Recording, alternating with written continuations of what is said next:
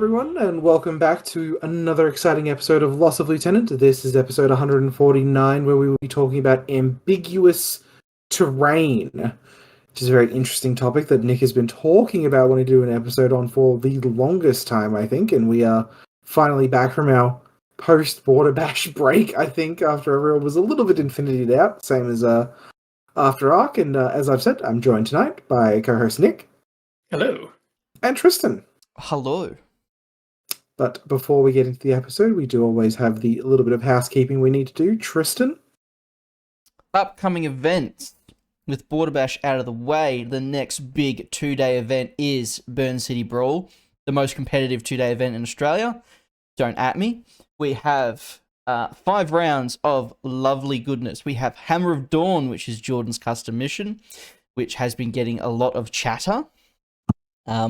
I think both of you two have been conniving in the background, seeing what you can do to the mission to really get people up in arms. Yeah, there'll be some minor tweaks coming up soon. Definitely.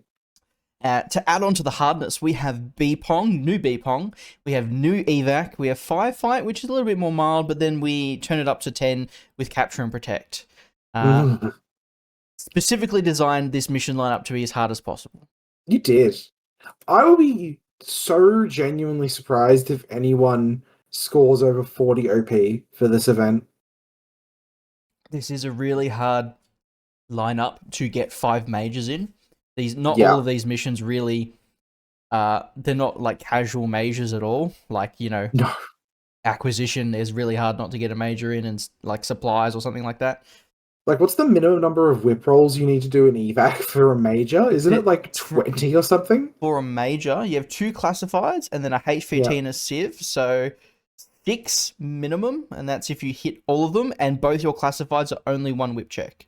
Yeah, technically, you could get a classified that isn't a whip check, but for ease of sake, I'll just say 1 classified is 1 whip check. Yeah, it's so much. To get 10, it's like 16 whip checks. Yeah. Oh yeah, that's what I was thinking of. Yeah, to get 10, not just a major. That's insane. And that's realistically, you have to do that in 2.5 turns. Yeah, because you can't wood chipper a thing on the first turn, right? Exactly. Yeah. So the 13th and the 14th September at the gaming arena, we are past early bird prices, so it is $80. I will give a little hint for anyone who attends. We are planning to create 2 custom civs for everyone, one of which starts with a K and ends with an Evan. Everyone's going to get some custom printed K Evans. K Evan. I'll leave the second one until we get the designs back. K Evan. Moving on, we have been informed that there is a new unofficial Infinity Global campaign. The Mothball Incident, running from July 18th to August 17th. So you have about a week before it begins. We will have the link in the description, and apparently there's a bunch of cool stuff you can get involved with this. Alrighty, guys. Who wants to pose our questions to the audience? I can do that and then hand it over to Nick, since this is his episode, I reckon. So, questions for the audience today on the topic of terrain. What is your favorite style of terrain? What is one piece of terrain you wish you saw more often? Mine is anything that isn't round. I hate round terrain in Infinity so fucking much, I can't even begin to describe it. And I wish I saw more of the, like, Brutal Cities acrylic signs. I feel like those were really in style for a while, and then there's like 4 or 5 tables I see that actively sort of use them, and they're just some of my favorite terrain pieces for blocking off like annoying lines of fire. Yes, like signs that hang off the side of buildings are very useful if you have a weird line of fire that you don't want to be there, but you don't want to move a building. Yeah, absolutely. It closes it off so efficiently. I think my favorite style of terrain is like the custom-made kind of rock pieces, but when it's done like with the thought of it being Infinity terrain in mind, not just like a mound. Yeah. Because it's completely custom. It's hopefully incredibly functional because you've designed it. And so there'll be nothing like it. I love those kinds of tables. And I suppose everyone in Australia will say the one piece of terrain we want to see more often is risers. Mm, Risers are awesome. yeah, people really fucking like rises. I kind of also wish, um, like Brian Holland's table, like the cyberpunk table. I wish we saw more of that as well. I'd really like to see some like fucked up like cyberpunk Tory gates sitting on some tables. Like, I feel like that's a surprisingly unexplored market. So you're saying someone Like, should drop $3,000 into Warsenal and get all that pre-printed nice no, city just stuff? do it out of fucking like yeah, do it like out of MDF. Yeah, do Night City. That's what I want to see. I want to see like Okay. some Night City looking dope tables because Night that City is would a be cool. insanely good aesthetic. Yeah. I kind of wish if I had the ability that I could just like port an XCOM map as an Infinity Yeah, table. totally. I fucking love those. That's why the IGL terrain, like they have the XCOM terrain in it. That's real nice. But XCOM walls? We're gonna smash through some walls? yeah, 100%. XCOM trains. I love XCOM trains. Okay. Yeah, Alright. yeah. We'll move on. We won't talk too much. Nick, what are we talking about tonight? So tonight we are talking about Ambiguous Terrain. The idea for this came up at I think it was at ARC, where had two new players who were playing each other, and both made assumptions about how the terrain on the table worked, because that was true where both of the players individually played. They were both from Melbourne, but from different areas within Melbourne. And because of that, when it was bottom of turn 2, one of them tried to use the terrain as they thought it was designed, and the opponent did not think it was designed that way. And bottom of 2 is absolutely not the time to be discussing how terrain works. God, no. So, short of that, it was not a good game for either player because of this. Yeah. Neither player came out feeling good about the game, because as soon as that conflict of how they viewed which table they were playing on came up, like, everyone loses. Yeah. Yeah. And even being called over to help with that, like, knowing who designed the table and how it was designed to be played, there's no way that a TO can make a call that will recover the fun of that game. No, because you literally have to come over essentially and be like, I'm going to say, the ruling that you are going to hear is going to make neither of you happy, and I am really sorry about that. Yes. Yeah. So the episode that comes out of that is discussing how terrain can be ambiguous and why you should be discussing the terrain with your opponent before the game. If it's at your local club, at your local game shop, on a regular game night, yeah, you probably are in the habit, you know every piece of terrain there, you know how everyone else plays it there, but as soon as you step outside your meta, or someone from outside your meta steps into it, there are going to be assumptions about how specific pieces of terrain should play that are not going to be shared. And those need to be discussed before the game, because, like covered, it is a horrible feeling to find out halfway through the game that you and your opponent are playing on different tables. Yeah.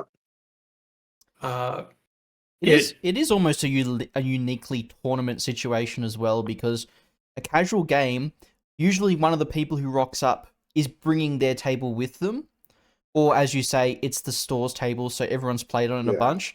So in that case, it's like, hey, it's my table, this is how it plays, which might feel bad for their opponent, but it's like, I am the TO of this table. It's not like neither of us has seen this table before. There was no sheet. I don't even know who makes the terrain. what do we do? Yeah.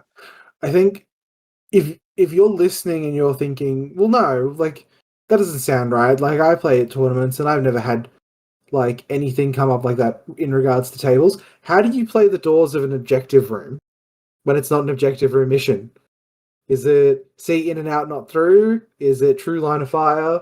Is it Star Trek doors where they're closed, but you walk up and they open? How do you play those? And that, yeah, there's always going to be something like that.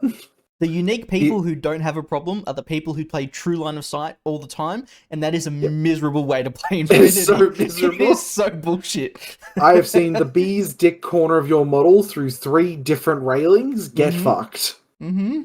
Yes. So, I figure we start with terrain and tabletop wargaming in general, because it is, I would say, one of the defining aspects of tabletop wargaming. Because pretty much, if you don't have terrain on the table, like, you kind of might as well be playing chess or Go. Like, great strategy, but fixed board. Yep. And in Infinity, that is even more so. Yes. It is probably more, I don't want to say it's the most, but it is more important in Infinity than almost every other tabletop wargame I can think of. I don't The table is... that is definitely not a bad, like, I don't think that's wrong at all. Oh, no, absolutely. It is one of the things that draws me to it. How interactive the table is. Yep.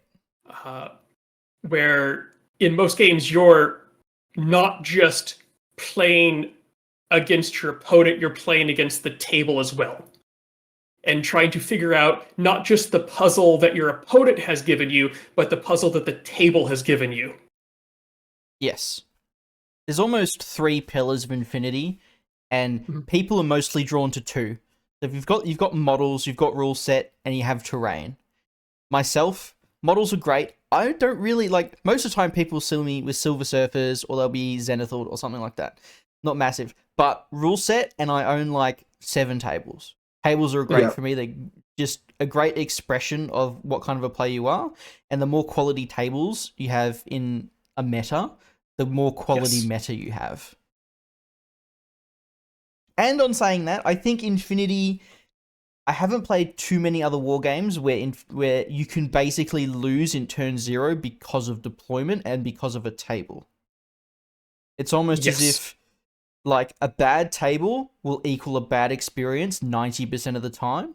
But if you have a really good table and a really well thought out table, you can have an experience beyond your skill level, almost. You can have a bad, like a statistically bad game on a good table with a good opponent and make it a good game. Yes. The table provides you with opportunities. Mm-hmm. Absolutely. So, trade rules in Infinity, I will say the book calls them scenery, and then promptly goes back to referring to it as terrain, because big terrain or big T terrain and little T terrain are different. But we'll get to that. Oh no. No, not the Spanglish. Anything but the Spanglish. No, just one is a proper game term in Infinity and one is not. Yeah. The main interaction that terrain gives us in Infinity is affecting line of fire and cover. So total cover when you've got no line of fire, partial cover when your silhouette is contacting the scenery that is partly obscuring your silhouette, and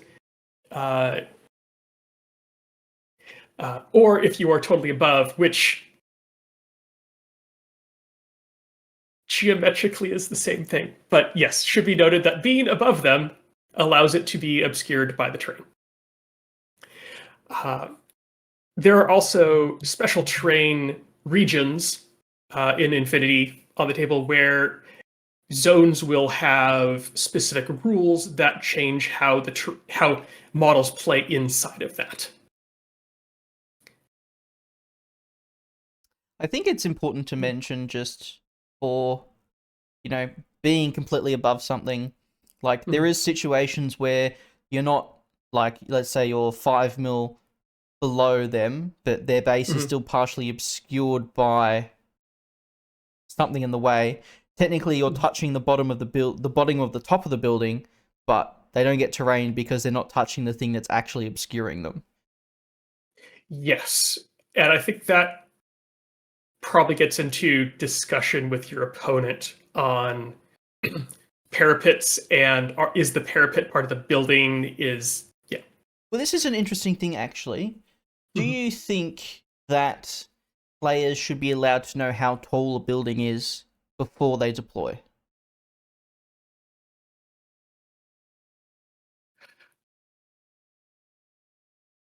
I think there's enough reasoning that you could discuss with your opponent before the game, because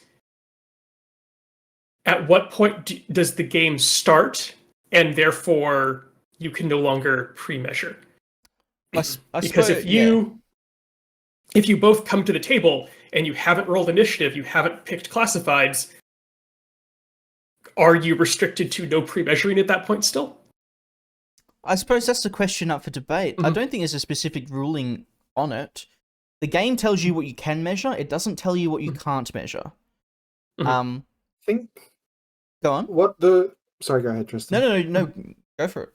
I think in terms of like measuring before the game, like the hard and fast rule that I've always been pretty happy letting people just do is you can measure 12 inches for the DZ, 12 or 16 inches for the DZ. You can measure to 20 inches for like a forward deploy +8. You can measure to 24 inches for halfway up the table. And that's always been my yardstick of like, this is what I don't care if you measure. So you reckon no? Probably, yeah. It's, again, in the strictest sense, no, but like, how many people are going to be like dicks about it is the main thing. Like, I suppose, just work with your opponent. Yeah. I think it's more so people be like, if my guy is sitting on this building, but I can't tell quite if the building is taller than Silhouette 5, let's say. And Ivory. Go on. Ivory's also saying before side selection, you can put silhouettes down, is another thing I don't care about either. Okay, well, that's basically the same thing. Yeah. I think the people who are real sticklers about what you can and can't do with that sort of thing, it's like, well, if you let me put a silhouette down, then I can technically put 20 silhouettes down and then measure all the way to your DZ. It's like, yes. Yeah.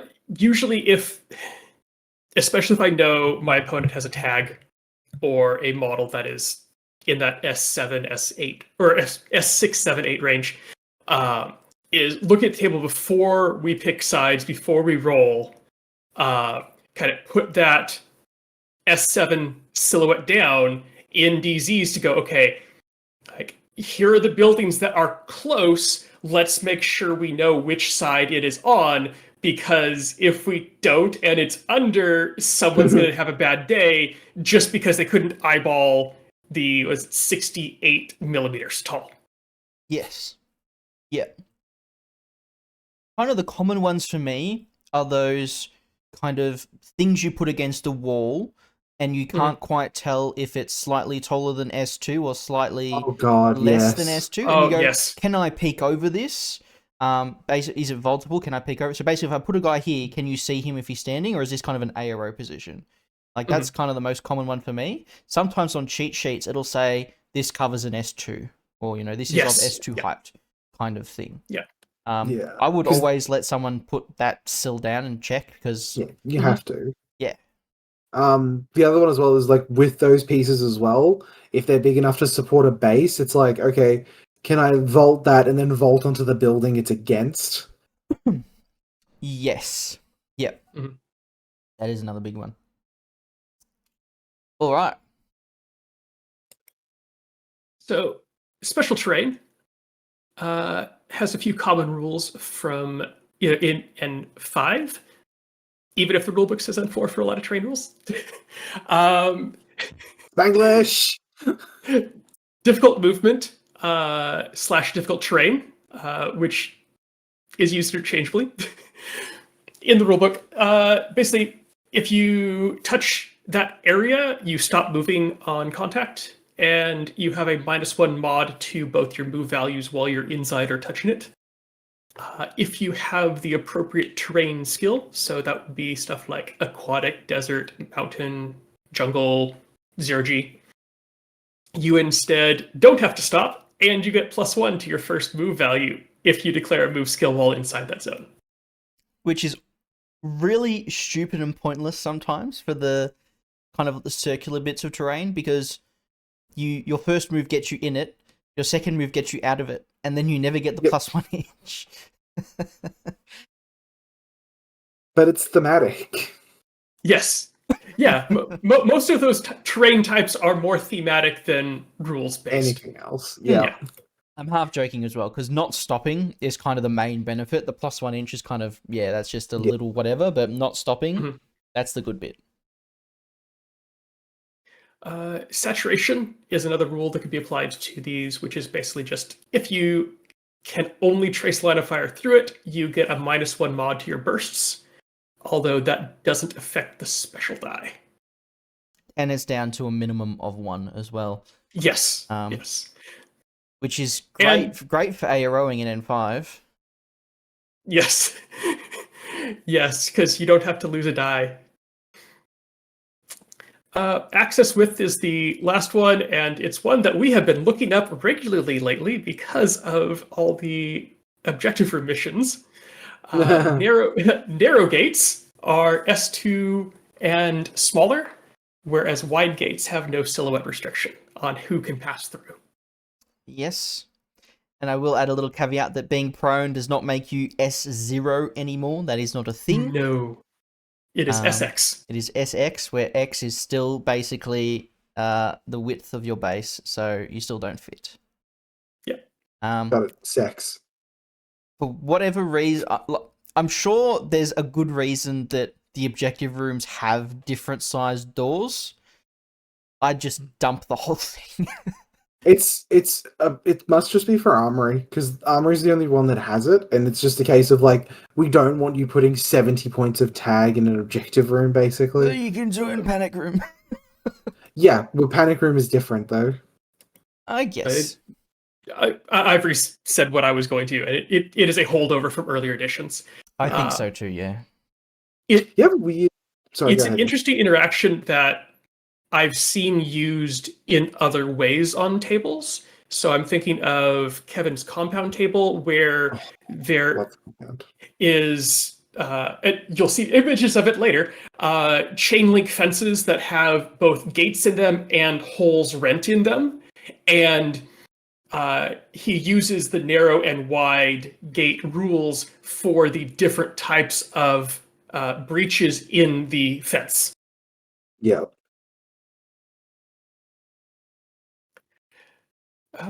Final common rule we've got are the visibility conditions.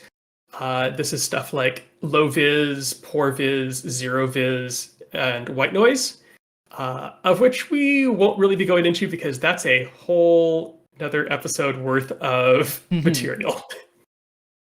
Just know that there are some terrain table creators that like to use these for certain terrain conditions, like jungle terrain, or, I don't know, a plume of smoke coming out of vent, or something like that.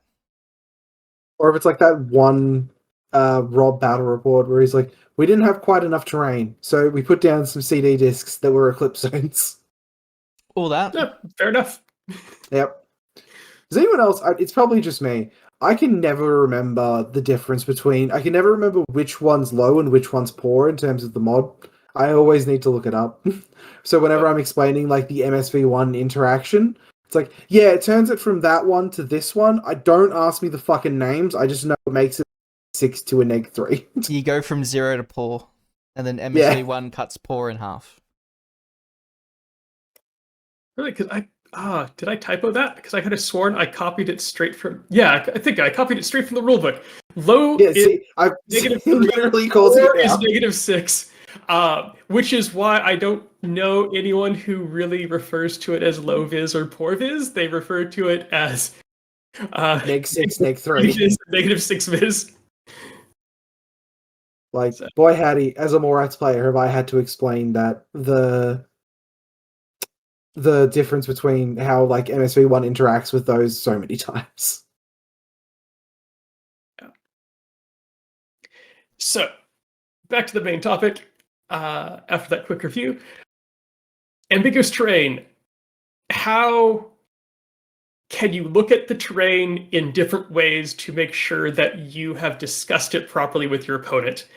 The main two areas of interaction that I think are critical to look at are how does it affect the true line of fire in the game, and how does it affect the mobility of models moving and interacting with it?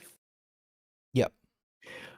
Because of the large number of custom tables in Infinity, which is an amazing thing, this does make it more important because there's less standardized terrain in Infinity than most other war games.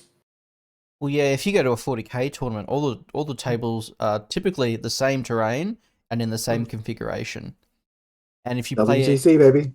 play a game like the Game of Thrones war game, that's mostly flat terrain unless you have custom bits, and it's kind of placed by the players in a certain configuration, and it doesn't necessarily stop you from doing stuff. It just has like an effect on your models or whatever.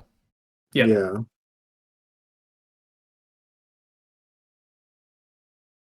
Okay.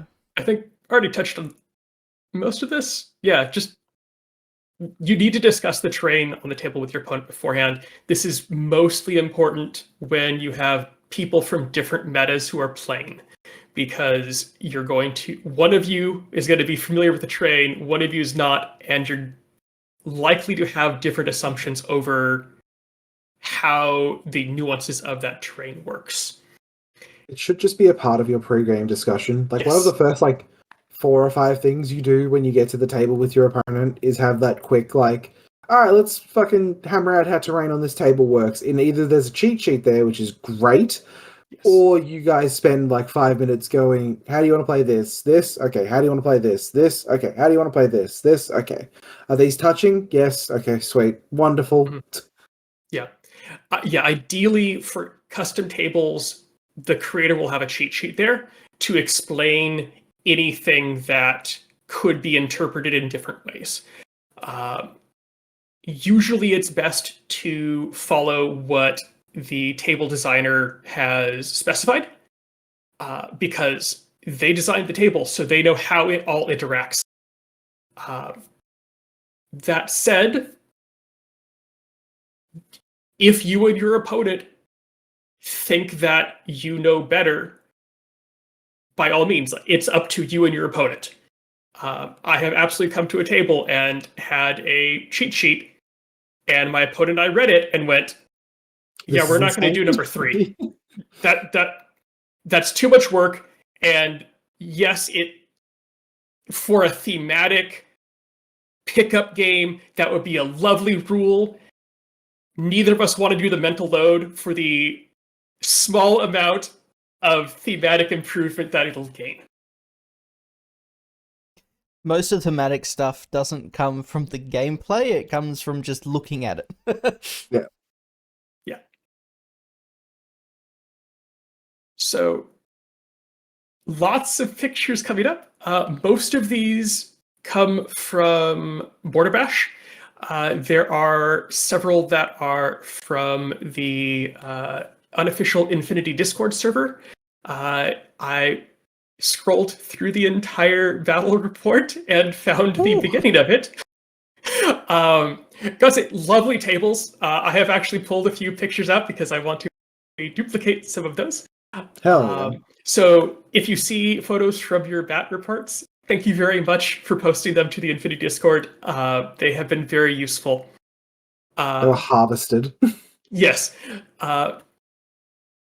While we are going to be critical of some of these setups, please know that that is not a dig on the people who built and designed these tables. It is trying to point out how to misinterpret them so that we can agree on what the correct way to play them is. First up, we have gaps between structures. So a lot of times, two pieces of terrain will be meant to be touching. And because they have little flanges or bases, or they don't quite socket into each other, there will be a gap. And sometimes that's intentional and sometimes it isn't. So you need to discuss with your opponent whether those are supposed to be touching or not. So, for instance, in the picture on the left, we've got two Micro art studios. triangular, billboards, and they have a base on them. So the gap between them is probably It's significant. 5 millimeters mil, or so. 5 to 10 mil. It's significant enough to think, ooh, I might be able to see through this. Yes. That's probably intentional. So that could be either way. Whereas in the second picture, we've got a bridge that clips onto the side of the building. However, the clip is too large for the building. And so there's a notable gap between where the building ends and the bridge begins. So important to discuss. I think that is probably an easier one to figure out. Yeah. That it's not supposed to have a gap there. But because of true line of fire, we need to discuss this. So I've had sorry, go ahead. I've had someone try and argue that they could draw a line of fire through the clip, the little gap between where the clip doesn't go all the way down. I've had someone say, "No, I can see your model through that. I can shoot you." I'm like, "Really? That's what we're doing?" It is actually worth mentioning that still in N5, you need to see a 3x3 mil square to be able to shoot someone. So you can probably argue that if you can't see, if the hole they're trying to look through is smaller than that, and not get into trig. I just melted Nick's brain with that one. Just because I work in optics, so yeah, you can get a lot of sight through a pinhole. Yep. But I don't believe that is what the intention of that rule is. No. The third one, though, I think is one of the most common scenarios you'll encounter on any, especially if like CB card terrain makes up a good bit of like your store's total terrain. This is something you're going to see very often. Yeah. So basically, we have two pieces of CB terrain, and they are intended to be touching, but because they've got the little tabs that stick out, because otherwise they wouldn't be able to build themselves, we have a small gap through there. It looks to be intentional that they should be touching, but not something you want to have come up partway through the game. No. It's interesting because this is actually completely relevant to Border Bash because that exact situation happened at Border Bash. Oh, really? All three of these are from Border Bash. Was there arguments made for line of sight on all three? All three of these are photos I took of different tables at Border Bash. Yep. So they all had potential to come up there. Yes, well, I can definitely tell you number 3 did happen at Border Bash, probably after you took the picture. Oh, goodness. I would argue, so just for my taste, I would argue all 3 you don't have line of fire because it's simpler. Yes. It takes the stress out of it. With the first one, they are touching as much as they possibly can be touching. If you wanted to demonstrate to the players that there's a gap between them, you should make a gap between them with the bases, and you should make the gap a usable gap. Like if a gap is like less than 15 mil, you can't even squeeze a model through it. So I would automatically think either this has been bumped or it's not supposed to be like this, or like there never really needs to be a situation where there is a gap that you can only shoot through but not move through. Mm-hmm. Well, that will come up in the next slide. Oh, okay. I don't know about that one actually. I think there are definitely purposes to have, because you don't always want to create a pathway along with a firing lane. Sometimes you do want to restrict movement on the table, but you do want to open up shooting options. Depending on like height, like you can have line of sight height wise, but obviously you can't move across the air. Yeah. But if you have two pieces terrain and they're like 10 mil apart, I go, Right, nothing can move through that. Are we supposed to see through it? I'm not sure. Are you? Yeah, that would Oh, that God. would just be me. Oh god, I can see the next picture and it's already making me Oh, angry. Yep. Jordan, this Okay, is Jordan's so- favorite piece of terrain. This is one where we've got 2 cylinders. Yes, Jordan's favorite. They do have some terrain bits that hang off of them, so they're not cylinders. However, they are about a centimeter apart. And given that this was in a deployment zone, this brings up the question of, was this intentional or was the table bumped?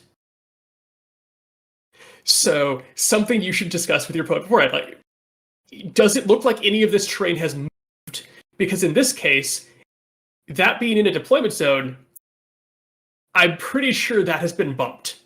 Yeah. Because that's not an effective piece of deployment zone terrain if it has a gap in the middle of it. But I if it was was on the together, it makes a deployment zone-ish piece of terrain. If that was halfway up the table, now it might be a question of, okay, maybe that wasn't to provide kind of an awkward piece of terrain that's halfway up the table. Awkward by its nature of being a circle. That too. I can tell you from experience, if I set up a table on the Friday and I check in on the Sunday, a lot of the little light barrier things that's supposed to be at like a backwards L or something like that, they are knocked all over the place. Oh god, yeah. They're everywhere. Most of the time they're not touching. Sometimes they're at funny angles. They're not actually covering like straight across your DZ. They might have been knocked upwards. So they're not actually providing as much coverage as they should be.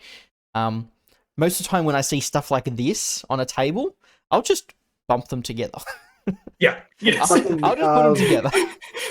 And I'll go, if the table designer's intention was there for there to be a gap, then I don't like you. I'm just putting them together anyway. Like, Nick probably would have noticed this when we were playing at Border Bash. That table has a whole bunch of little blue, like, air conditioning units. I had one in my DZ, spent the entire game getting, like, around the backline of my DZ as I'm trying to move the rest of my models. Well, in my game against Dante at Arc, we got a table. It's a brand new table. Neither of us had ever played on it before. I think it was the first time. It was Will's Japanese table, and I think that was the debut of that table. So we didn't know what it was supposed to look like, and it was slightly awkward to play on. And then after the game, Will wandered over and went, "Oh, well, that got moved," and takes a forest and moves it about 6 inches back. Because someone had pushed the train up to make a spot to stack some stuff on the table while they were moving their army around prior to our game. That's terrible. And no one had caught it, and we didn't know what it was supposed to look like. We're like, well, this is kind of awkward, but I guess it's playable. And yeah.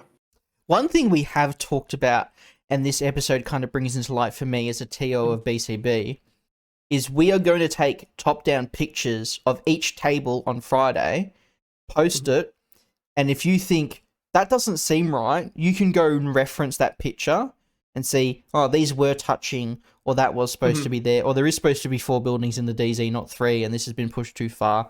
Because sometimes there's like a building that's right on the DZ edge, and you're supposed to deploy against the wall, but it gets bumped an inch, and you go, oh, that's an inch out of my DZ. I wonder if, I can't deploy there anymore. That kind of thing. Yeah. All right.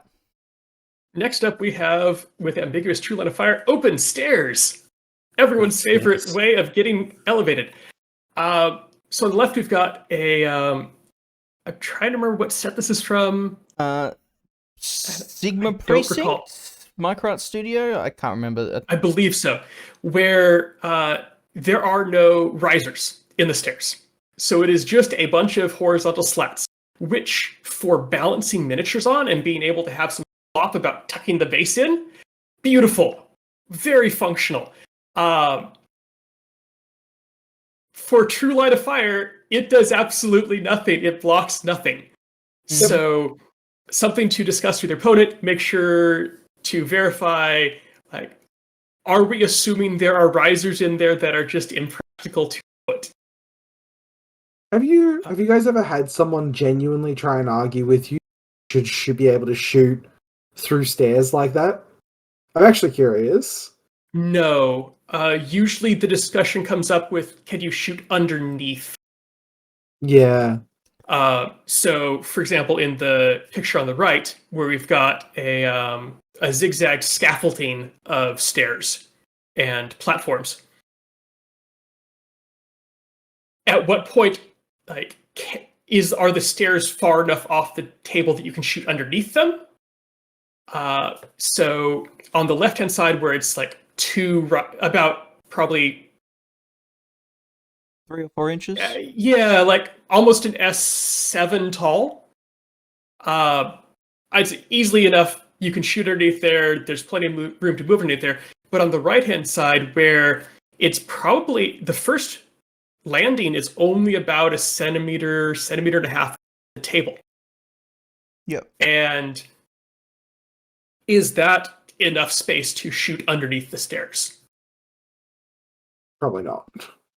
Yeah, I would probably say not, but I would be okay if my opponent said yes, as long as we discussed it before the game. Yeah. I think the thing I'm one of those people. I'm one of those people where I'll just tend to play stairs as solid usually, Yeah. where it's like, like stuff like that on the right is a little bit more ambiguous, but generally speaking, like I'll just if usually my opponent's the one that brings it up, and I'm like, yeah, totally. It's like solid, yep, solid, wonderful. Yeah, I think it just takes the whole thing out of it. I think the thing that comes up most for me is for stairs like this, where you can kind of slot your base in.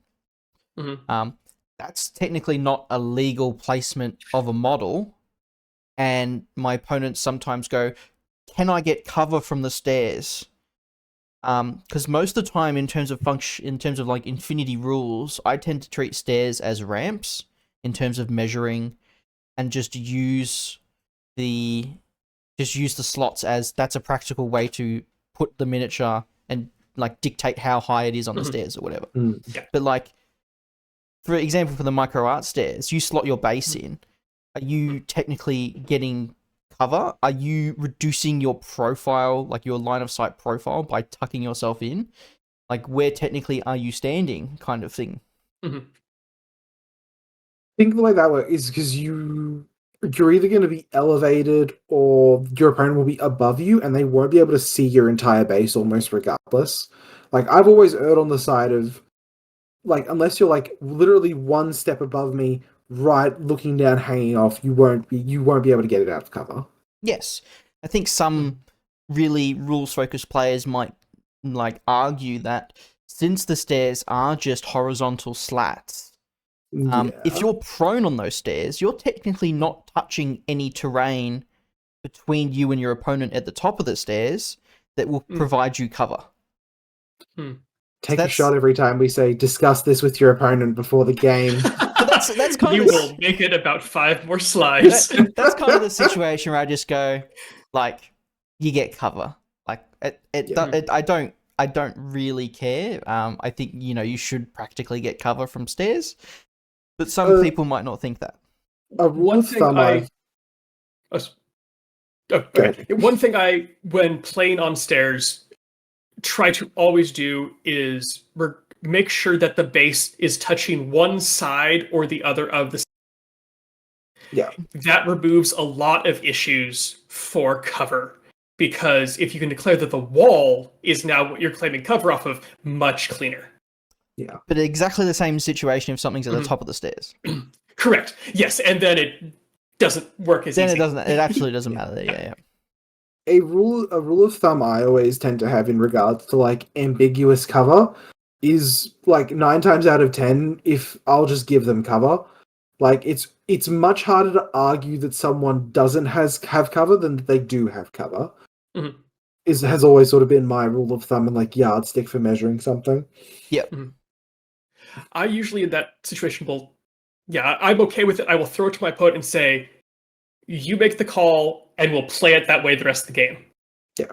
So that gives it them, if they think that they're stretching on making that call, then they may decide that, okay, that is a bit of a stretch. I don't want to set the standard that high.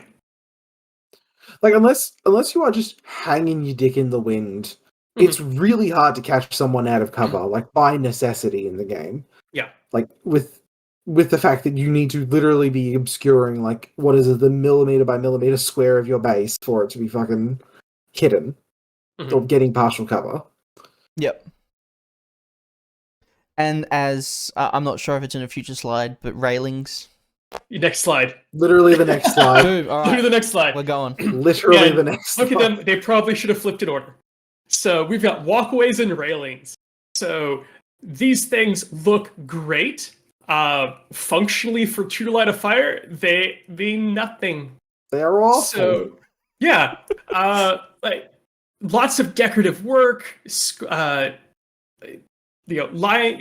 railings and mesh work and all that stuff that it looks great on the table and it doesn't actually block line of fire at all. Playing True Line of Fire Infinity must be the most miserable experience of someone's fucking life. So we've got two examples of railings or on the sides of walkways, and then one lovely example of the floor of a walkway that is also see-through.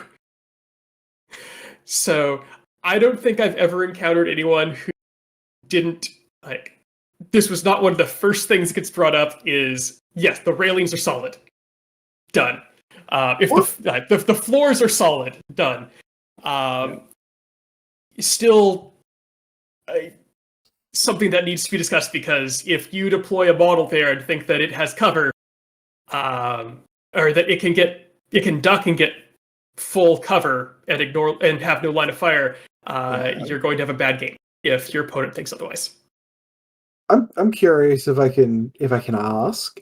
Do you guys, when you're discussing terrain with your opponent before the game, do you almost have like a checklist in your head? Because I know when I walk up to the table, we start that discussion. It's always like, are there gaps? Are they intentional?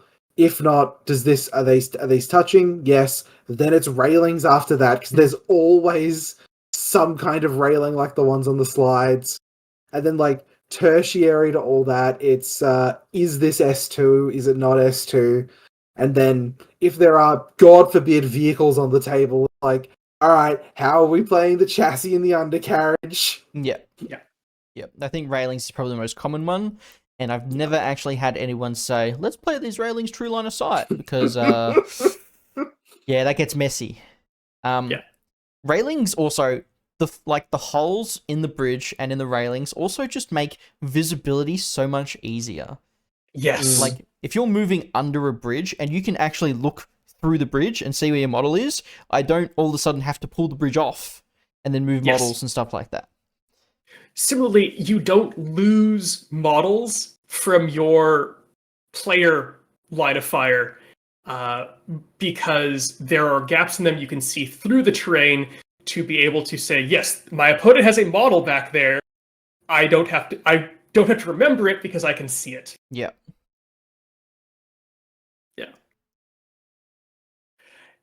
Okay. Just because I wanted to be difficult and I thought this was a great example,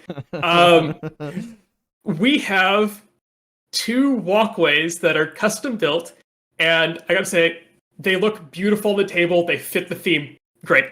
However, they swap material partway across the railing, so one of them has a third is solid, the next third is solid, and the final third is a very open meshwork. And similarly, we have others that swap material between solid and meshwork. This is one that I think would be most important to discuss with your opponent, because there is some ability to say, was the intention that part of this railing doesn't work? I was going to say, is this aesthetic or is this gameplay? There is method to this madness. Yes. I personally would say it's all solid. It just is aesthetic. But the ambiguity is there and warrants a discussion. Absolutely. And it's a great question, because I'd look at it and go, that would be really interesting to actually play as Yes. you can see through only a third of the bridge, or you can see through one middle panel of the bridge one way but not the other way. Because something could Yes. be prone on the bridge, be blocked from line of fire one way, but you're like covering your DZ or something like that from that bridge. Yes. Yeah, that type of, if that was played as true line of fire for those two examples, where with the partial material on each side, that could create more nuance in gameplay and options of how to work with the table rather than having the table just be purely aesthetic. Yep. And I could definitely see, like, I could definitely see some people assuming one way and some people wanting to play it the other way.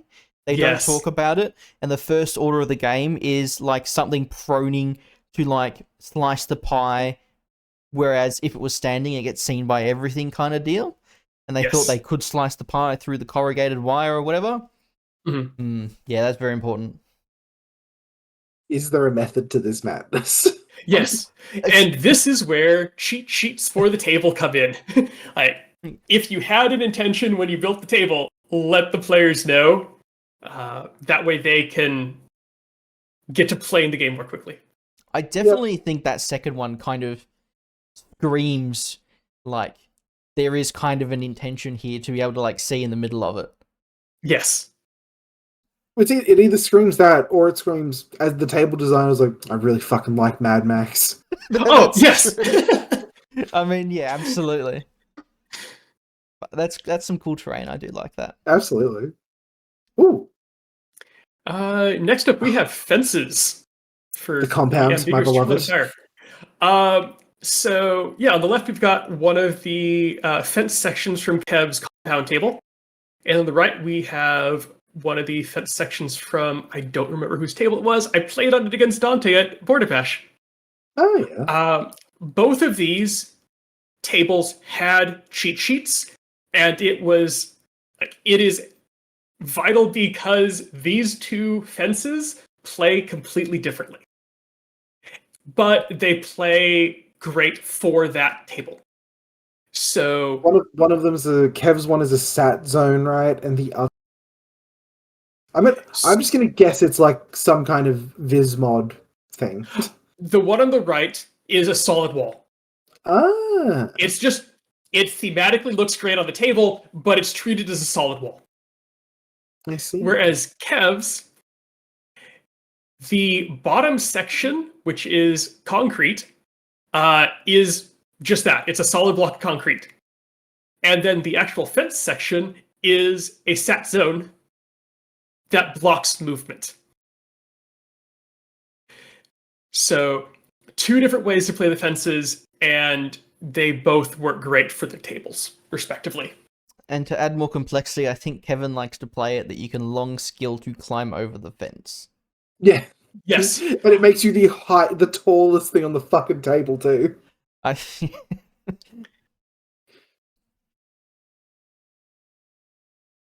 do love Kev's table. And the barbed wire is like great effect. Oh, that's great. It's won almost like 10 best tables in a row, even though it's one of the oldest tables in the community. I'm one of the I vote for it. I give it at least like 1 point. I give it at least like 1 point every that fucking table. A lot of good memories on that table. Mm-hmm. All right. I guess as a side note with Kev's compound table, that is a really good table for an example of once you have established how you set up your table, hand it off to someone different and see how they set up.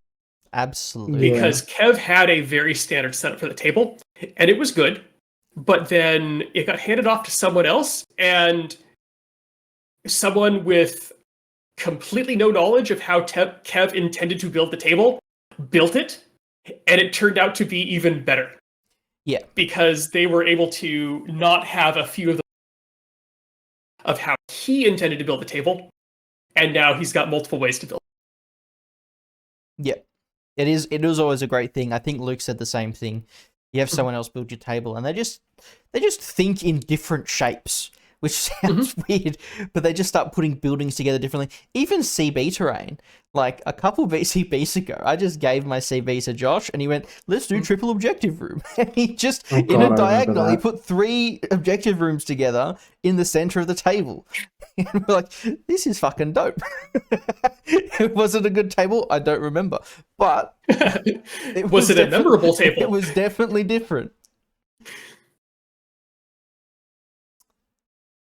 So next up we have vehicles. The big thing with vehicles typically is, can you shoot underneath? And almost always the answer is no, that would ruin the game. Yes, yep. Do you like having fun? Yes. If yes, don't shoot under vehicles. Yeah. The ute on the left-hand side does bring up another issue because the windows to the cab are open and have nothing actually blocking through there. Yeah. So while I would say, yes, do not shoot at our vehicles, that is just out, it ruins the game, that being able to shoot through the cab could be interesting. Potentially, yeah. Again, cheat sheet. Yes. Yeah. Or take a shot, discuss it with your opponent before the game begins. 90% of those situations, I feel like, okay, I can't shoot through the cab window, I'll move 5 mil to the left. Yeah. Yeah. Well, if you want ones to discuss with your opponent... Oh, no. Oh, God. Oh, no. So, on the left, I don't want to be forklift certified. So on the left, we have a forklift, and the question there is how much of that structure is solid and how much of it is just aesthetic. Because you've got the treads and the main vehicle component, which are solid. But then you've got the cab, which is kind of a scaffolding. Yeah. So that's needs to be discussed about, okay, can you shoot through that scaffolding, or is that a solid thing? The other thing is like climbing on it as well. Yes. Yeah. I feel like that particular part, it's maybe just good to set it at a silhouette height, being like, this is solid and S6 or S5. I liked Kevin's solution to this because if you look at the very bottom, that is a load-bearing forklift. It is holding the edge of the mat down, which means almost no one has to interact with it because it's on the edge. It's strategically placed. Yes. Load-bearing for... Fuck off, Nick. And then on the right, if you want to say, like, we don't shoot under vehicles, okay, well, here's 2 trucks that are hovering 2 centimeters above the table. This is Kirby's table. Because this is a cheat sheet. How is this actually played? I believe they're played to the ground. Okay. It's just an aesthetic thing to make them hover. Yes. I'd just be tempted to get rid of the hover stands, to be honest. It's aesthetic. He wants them to float. It fits the rest of the table. Yeah. I guess. Which will come up later. Okay. Oh, God. So, windows. I guess the big question on windows is typically, are they open, muddy, or blocked? Open meaning there's basically nothing there. Muddy, I don't know where I was first introduced to this rule. I think it was... Shoot in and out, but not through, right? Muddy's different. If you touch the window, you can see out or in. Yeah. But if you're not touching the window, you can't see. You can only see something that is touching the window. Yep. And then, or just blocked. Like they're solid. You can't see through. This came up in one of my games at Arc with the table on the right-hand side, where it's one of the Arabian-themed tables, and has like this lattice scroll work covering the window area. And I looked at that and did not discuss it with my opponent, which I should have. Because I looked at that and went, those are really small, and that's a big decorative wall. And my opponent looked at it and went, that's an open window. So thankfully, when it came up, it was a matter of, oh, I go pro to the start of my move rather than the end of my move. Yeah. So thankfully, it was not an issue. But that is the type of thing that is interpretable multiple ways and needs to be established. Is that a wall or is that a hole? Yeah. Yeah.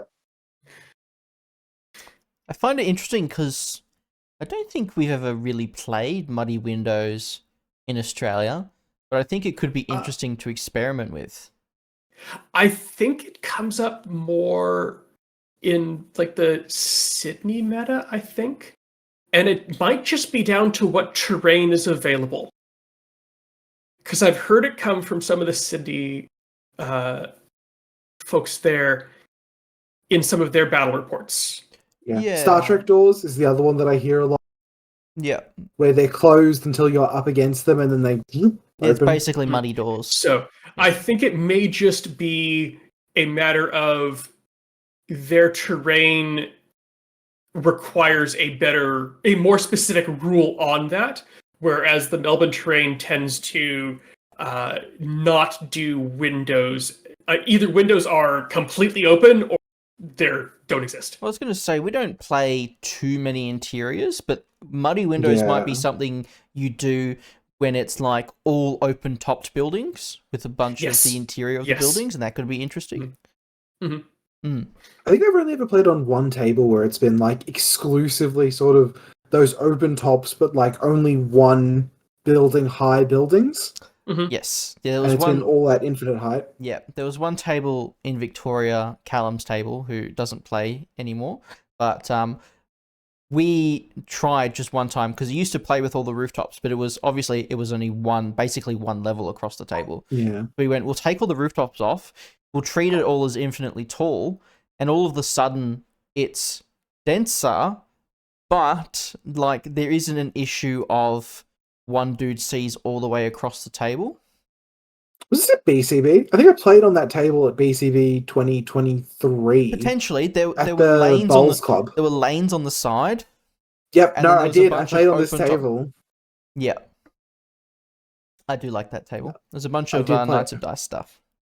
Yeah, that was a good table. I had a lot of. I think who did I play? I think I played Lil on that table. It was a good. Also, doing it that way just makes it so much cleaner to play interiors as well. You're not taking roofs on and off, and surprisingly enough, you actually kind of have more workable space because. Oh look! Sorry, go ahead. No, go on. Like if you're a table designer and you want interiors to be played, and you're putting like a roof on your interior buildings, they're never going to be used. The modern table that does it now is, as Nick mentioned, Will's Japanese table. None of them have roofs. You kind of treat, I think Will treats them all as tall, because there are certain parts of the table that are taller, and you just play the interiors of it, and that adds like a really cool element because all the interiors are slightly complex in their design, but you're not faffing around taking roofs off or multiple levels or anything like that. It's super clean. No, if you ever ask, if someone's ever like, oh yeah, you take this off and then you use the interior. No, we're not. Yes. Yeah. I'm not going to lose it. I'm not going to lose like 3 models to your table. Oh, look, open buildings. This is a time where you should choose. So next up on Ambiguous True Line of Fire, we have open buildings. So this is basically anything where can I see through the building or not?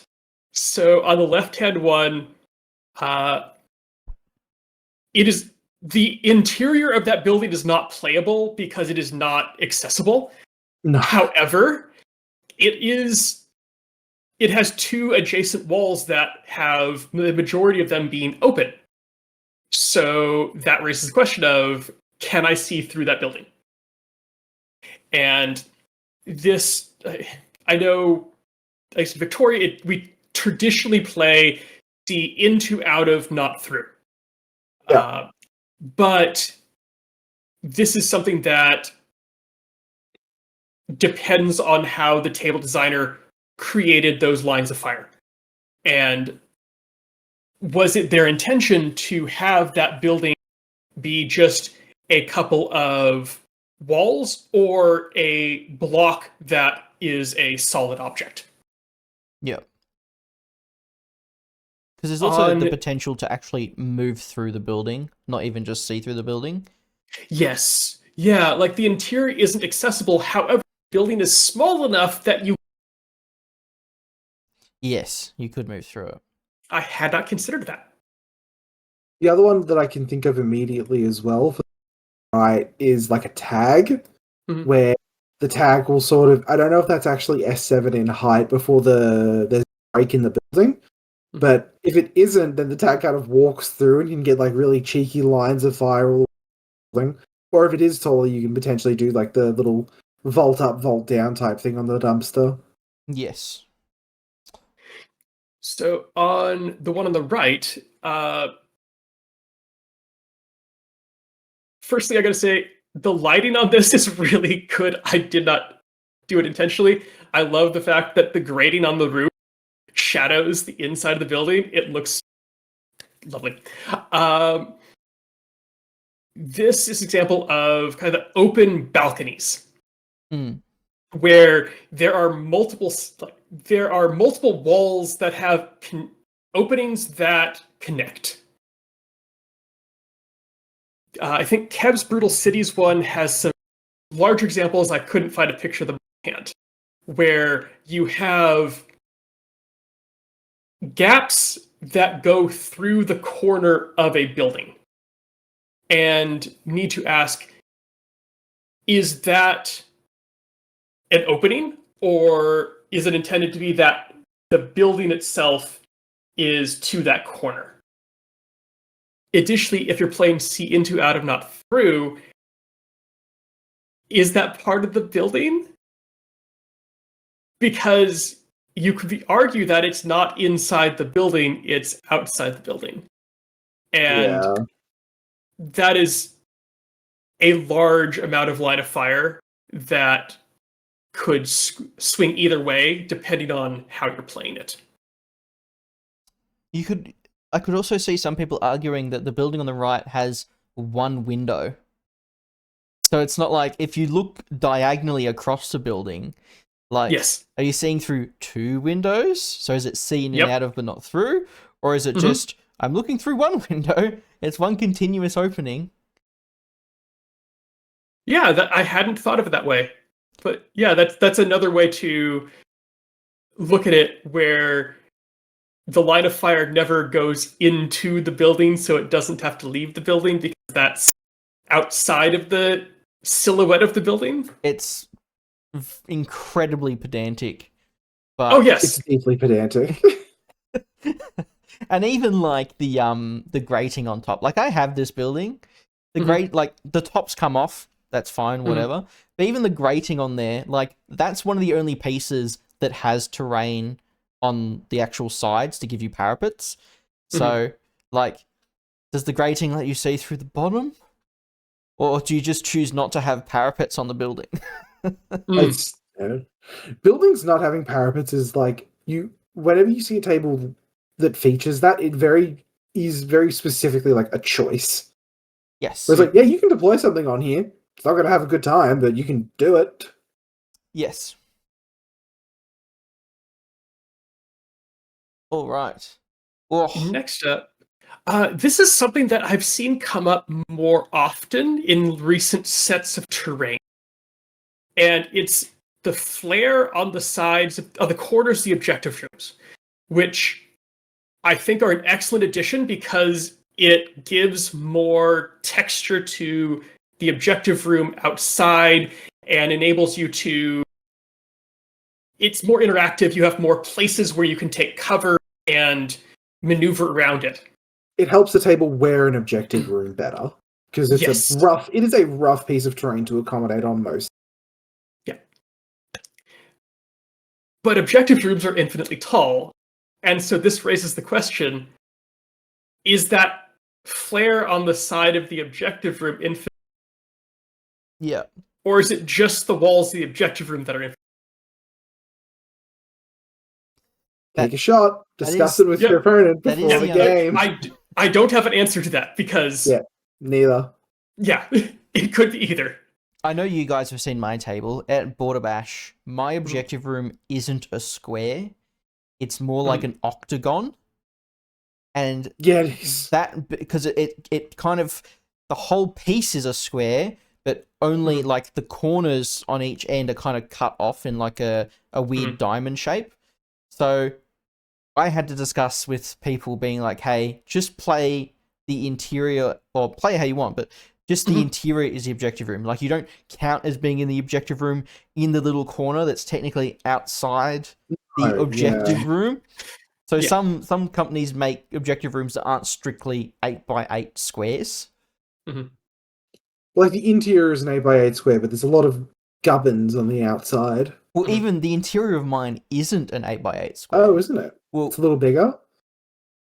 It's an octagon that fits inside an 8x8 square. Yeah, it like has the corners cut, so it's slightly longer in certain dimensions, but it's also slightly shorter in other dimensions. Sure. Is it bigger or smaller on the outside, Tristan? Less total volume, I think. Okay. Like you couldn't hide in the corner as well because it's a diagonal wall, not like a right angle. How much water can it hold, damn it? We're doing primary school math. No, What's the formula for volume? I have seen a bunch of this, and these are quite extruded ones. There are some that are slightly less extruded, and people go, "Can I get cover off this like little 2 mil like bump off the wall?" And you go, I guess. No. Okay. Now we come to hard ones. We have come to the end of the ambiguous true line of fire with miscellaneous. Yay! So have two miscellaneous ones. One's clear acrylic. So this would be, like, for example, this is a wall that is clear acrylic. And you should not see through that. That is not the intention. Having a solid object that you can see through but can't shoot through breaks the game. The other one is smoke. So in the example, we have two cars, and they have collided, and there's a column coming out of them. Looks beautiful. It fits the table lovely. I think all I can say about smoke is hope there's a template and a cheat sheet. Yep. So what I like about the way they've done it here, though, right, is that they've given you something to treat as solid. So if you and your opponent can't agree, you can just go prone. Yes. Like, it's not like it is just a pillar of smoke. It is a pillar of smoke attached to two solid points that still allow you to move, even if you and your opponent just cannot come to an agreement of how this is played. Yeah, that's a really good point. Because I've seen them where, like, there's a smoke template on the table. It just exists. And you're right, that as soon as someone has MSV, it suddenly becomes, whereas this is interactive on multiple levels with different visor types. Yep. 100%. All right. Okay, we are on to ambiguous mobility now, with multi-level buildings and how you go from point A to point B. Oh boy. Specifically, door to hatch teleportation. So, in a lot of buildings, you will have doors that go nowhere. Most of the time, I have seen it ruled that, or played that, there is a way to go from the door at the bottom to the hatch on the roof. And I agree that it should be done that way in some manner because it improves the mobility and the interactability. I have not seen a way that I have not seen one single way to do it. It's always some variant of like a short move skill, or like so many inches worth of movement, or some variation of that. So, unless there are rules for the table specifically, like, you need to discuss with your opponent, how do we go between these 2 points that should be linked? For table builders, the example on the right is a perfect way to do this. I've seen this done on this table and several others where there is a red door and a red hatch and nothing else on the table. Yep. So you know that those two are linked. And then there's a rule for how to go between them. It's a great way to do it. It just is very, very clean. Yes. This is an example of what the issue that spawned this episode of how do you go from point A to point B, because I have seen some play where there is no hatch and the doorway will then teleport you to the rooftop right next to where the doorway was. Yeah. I would almost hazard a guess from like just my table sense that if it's not mentioned on a cheat sheet or it's not incredibly obvious like the red door and the red hatch, I would just assume that it's not a thing. Yeah, same.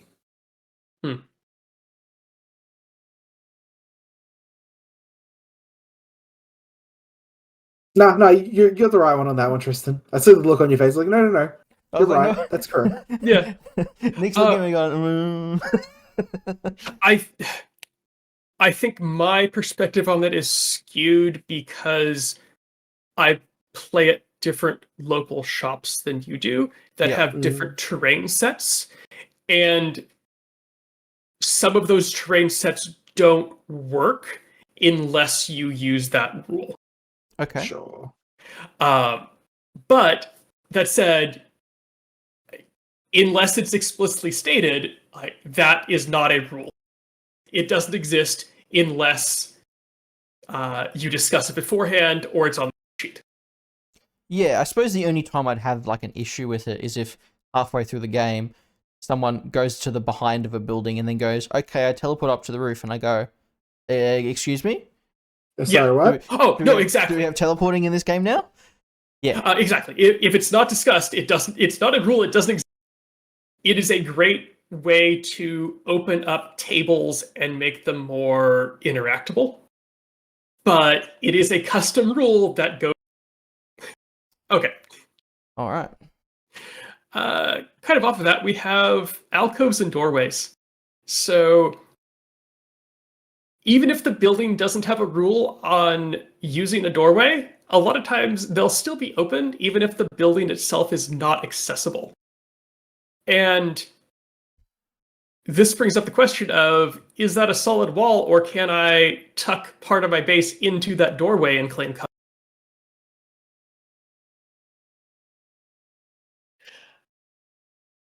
Depending on the building, some of them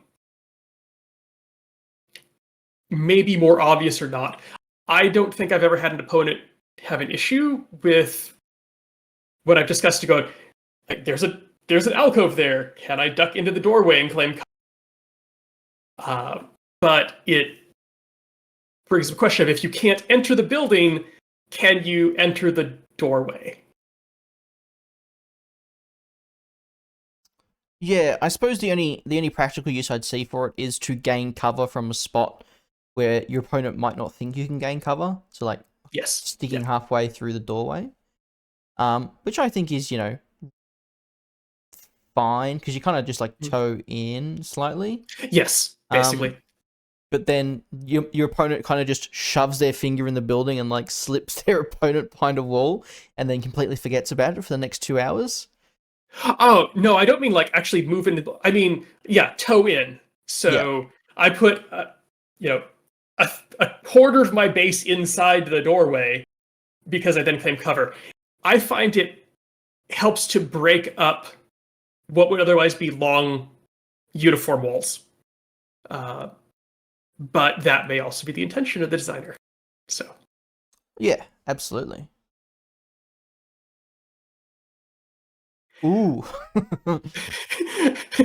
Next up, with Ambiguous Mobility, we have ladders somewhere.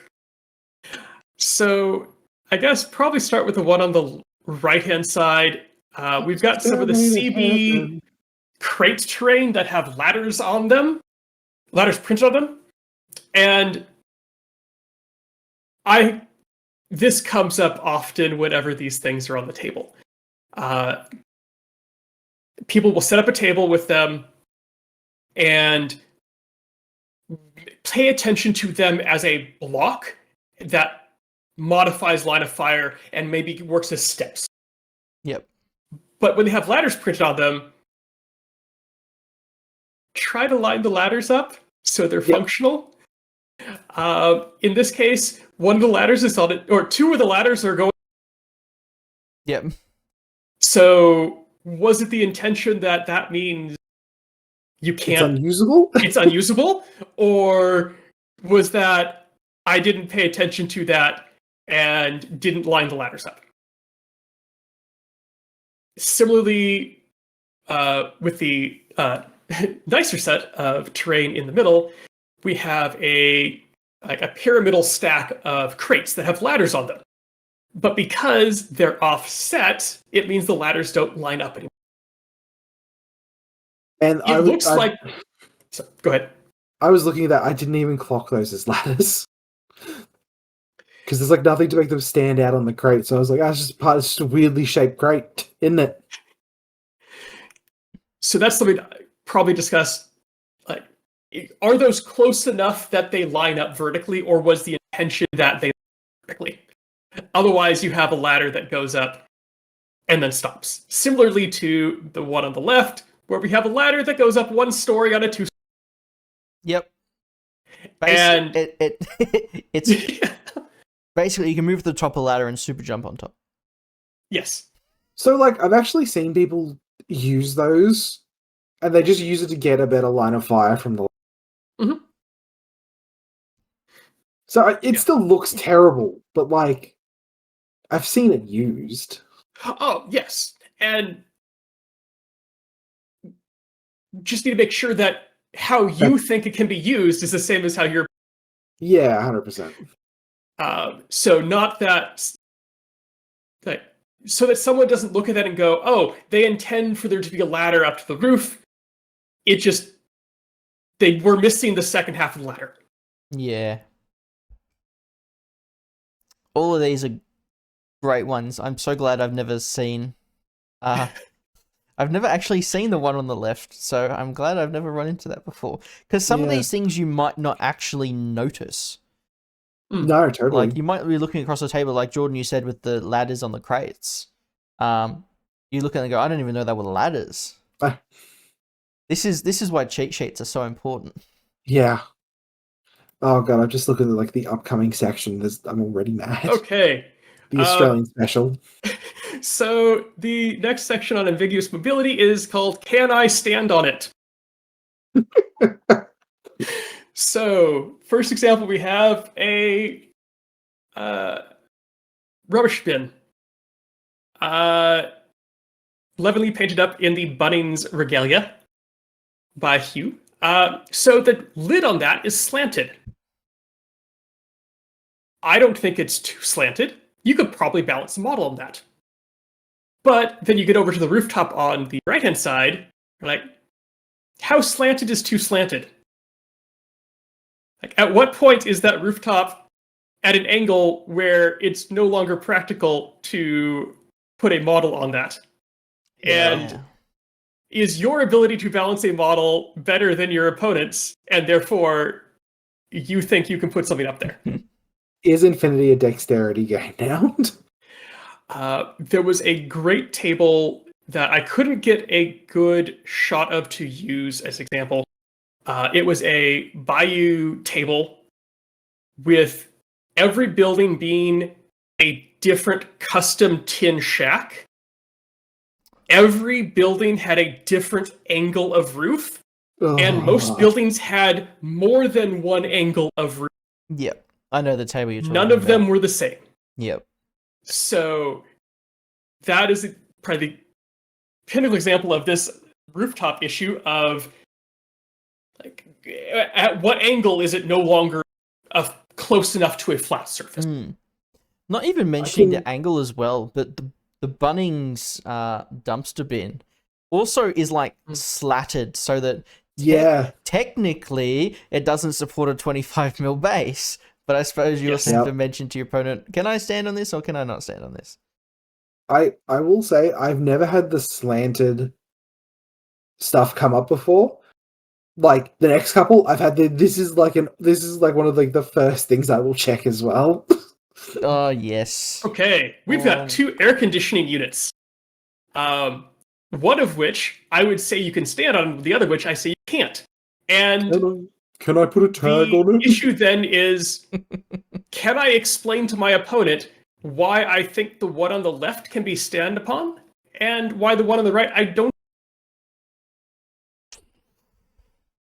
The one on the left, you could rest a 25 mil base on, and it won't. Yes. The one on the right has additional crossbars over the vent, which means it would be difficult to balance a 25 mil base on. I'd say that is fine nuance. Yeah. No, that would those to me, again, take a shot, discuss it with your opponent before the game starts. Those to me do read very clearly as this is designed in a way that you stand on top of this. Like that would read the same to me as like anti-tag gubbins on a rooftop reads. Yes. Yeah.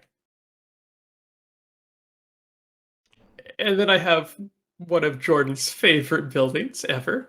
Oh. It is not technically round. It's an evil building. Geodesic dome, where building. Most of it is not interactable, but the top panel happens to be flat and large enough that you can fit, I believe, a 40 mil base on. So, worth talking to your opponent about, is that entire building just off limits, or can you potentially sneaky deploy a model up there that cannot be accessed by anything without climbing?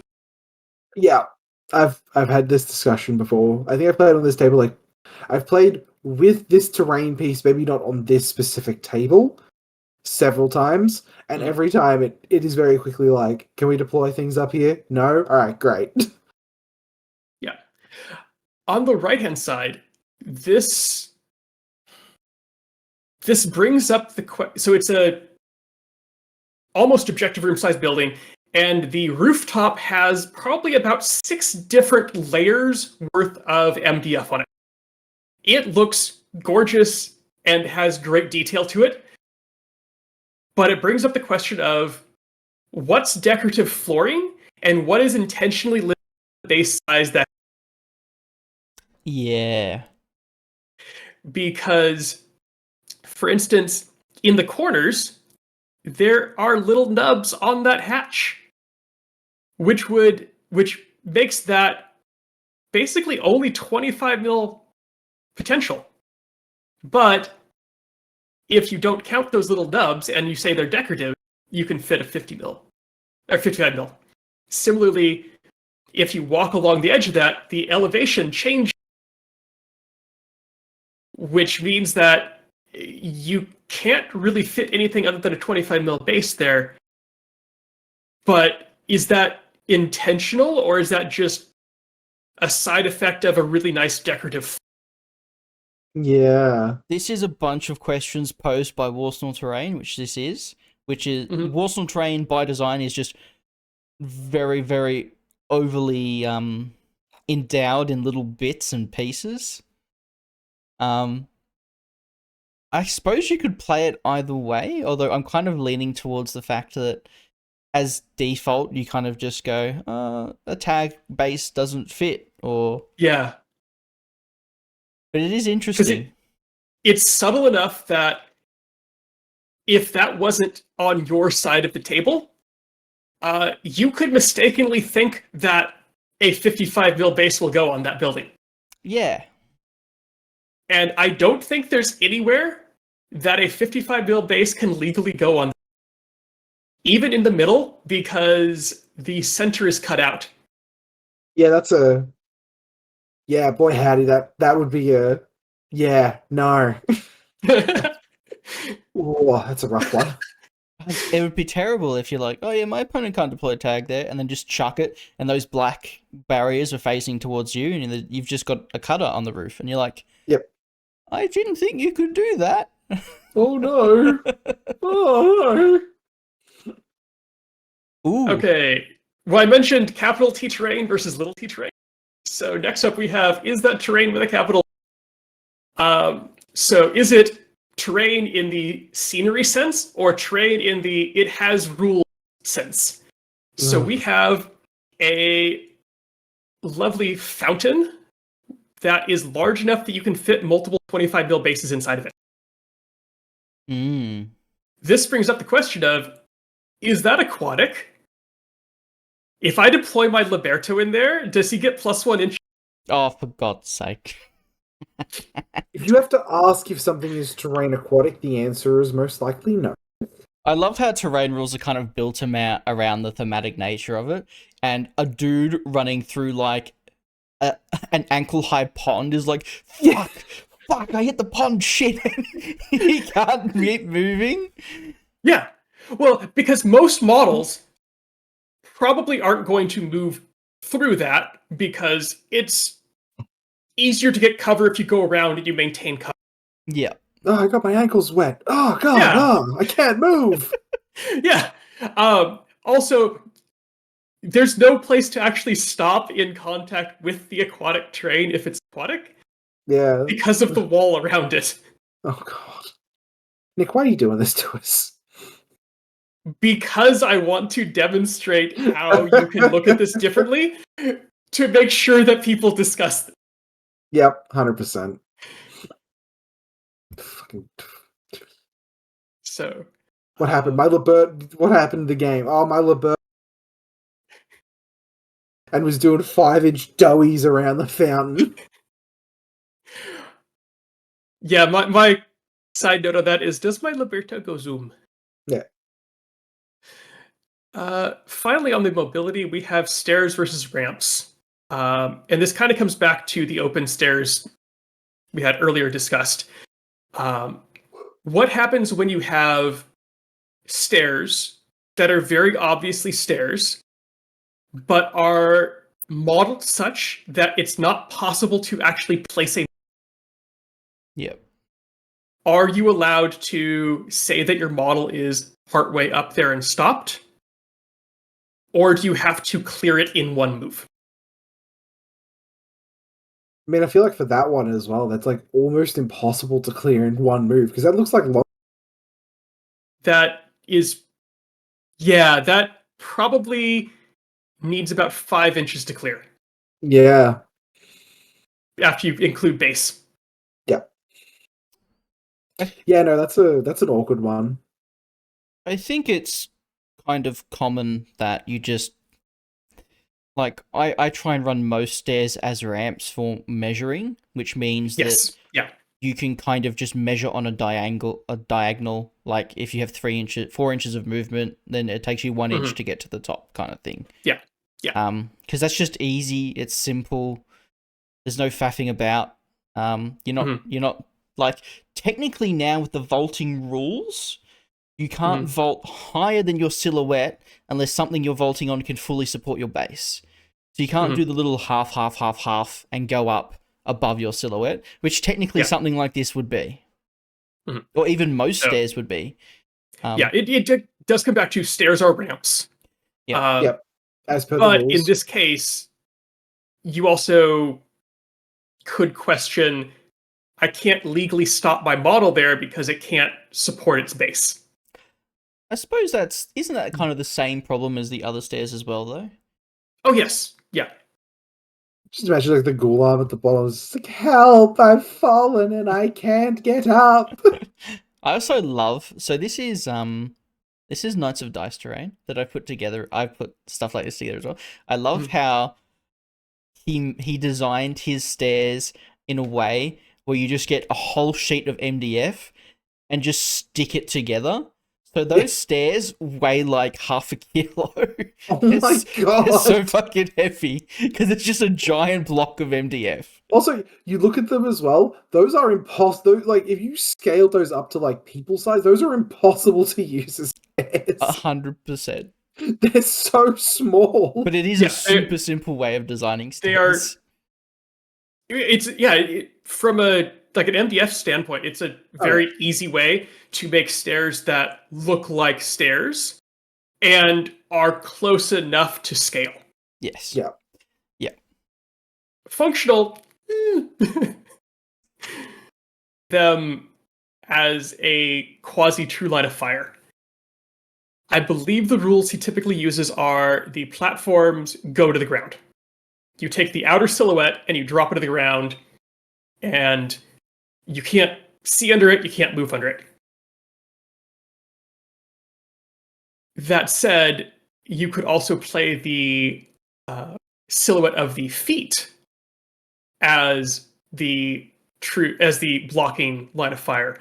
That would create a more interesting zigzag of lines of fire, but still provide a large amount of blocking terrain. I think these are some of the more difficult bits. Yes.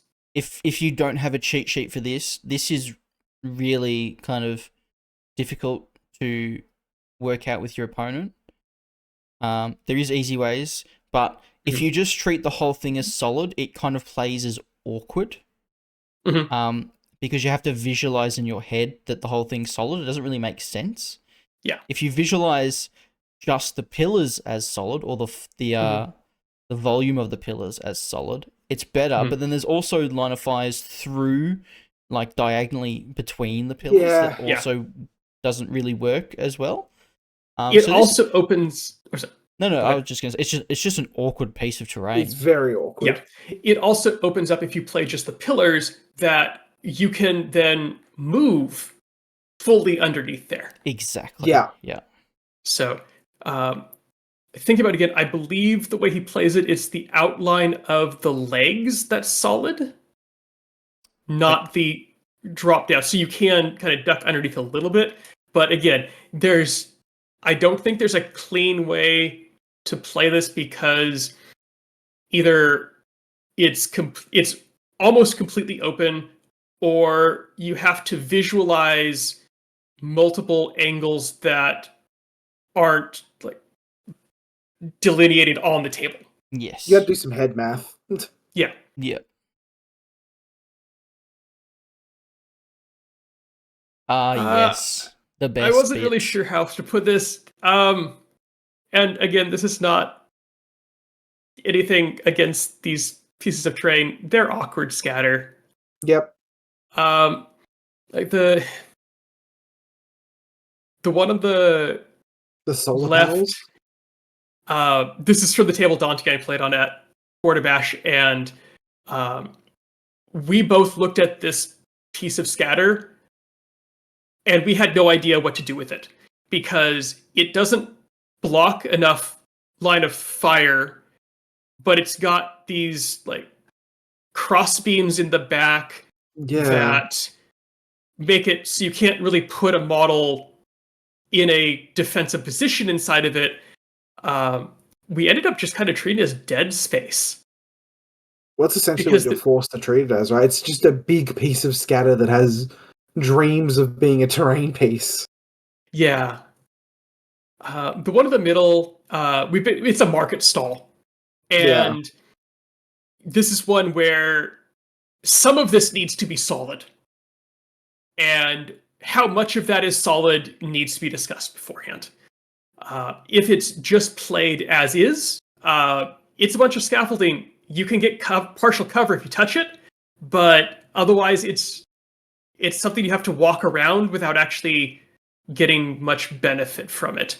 Whereas you're just getting blasted through it from every angle, basically. Yeah, whereas if some part of it in the base is solid, then you've got something to work with. Yeah. So on the I love, like, artistically it's lovely. It's a billboard with a bunch of supporting beams on a rooftop. And you just, like, there's not really much you can do with that space. It's a. And- I think I know this table. It's a very. A lot of the rooftops are dead space on this table. That's your top table of Border Bash, I think. I Yeah. think so. Yeah, I don't think there's any other table that's like neon cityscape. Or specifically the pink-purple neon cityscape. Yes. Yeah. Like if you look in the background, I'm pretty sure that's the table you played on for Border Bash.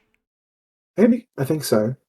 But yeah, a lot of the rooftops, if it is the one I'm thinking of, yeah, a lot of the rooftops did play as very dead spacey. Like a couple of them had some lines of fire, and it was a lot because of like the signs and the units on them. Yeah.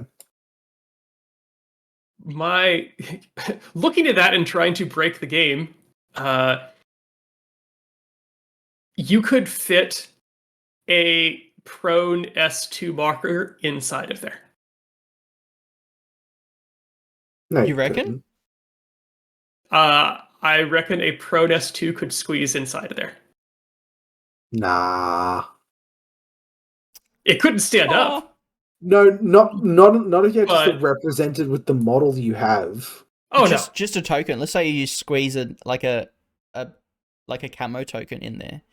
No, because at that point you're like at risk of destroying the terrain on the table, trying to like get it out again. That's another consideration, actually. no. like- Oh, yeah. But Jordan, we're talking top table at Border Bash. And Got to win. yeah, I did. Because I know. I'm telling you, Ivory Ivory did- absolutely should Ivory- have been shoving camo markers.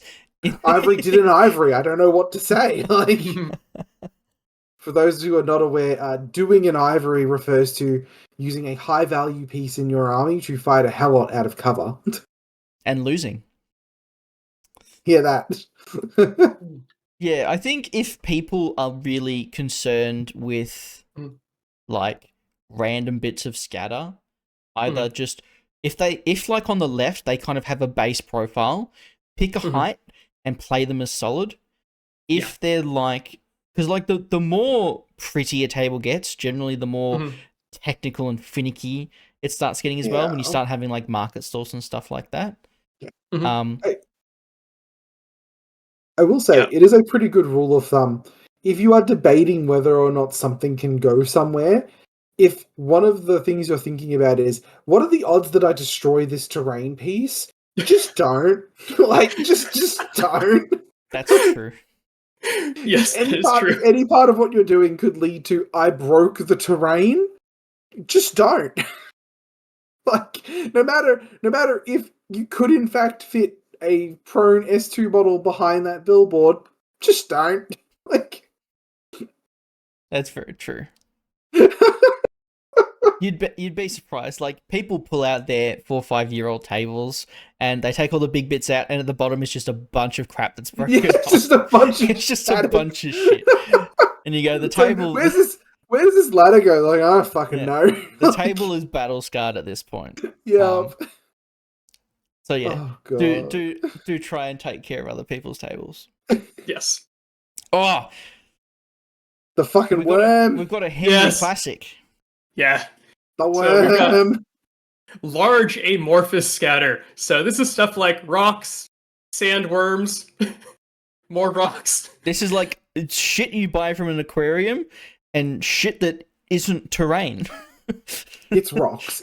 Like, this is essentially just rocks. Yeah. Like, I can't think of anything else in Infinity that would sort of count as like amorphous terrain blobs that isn't just, it's rocks. You're looking at one. Sandworm? Yeah, And sandworm. it's a The it's a example, fucking it's a rock. It's basically a rock. With teeth. Yeah. Rock.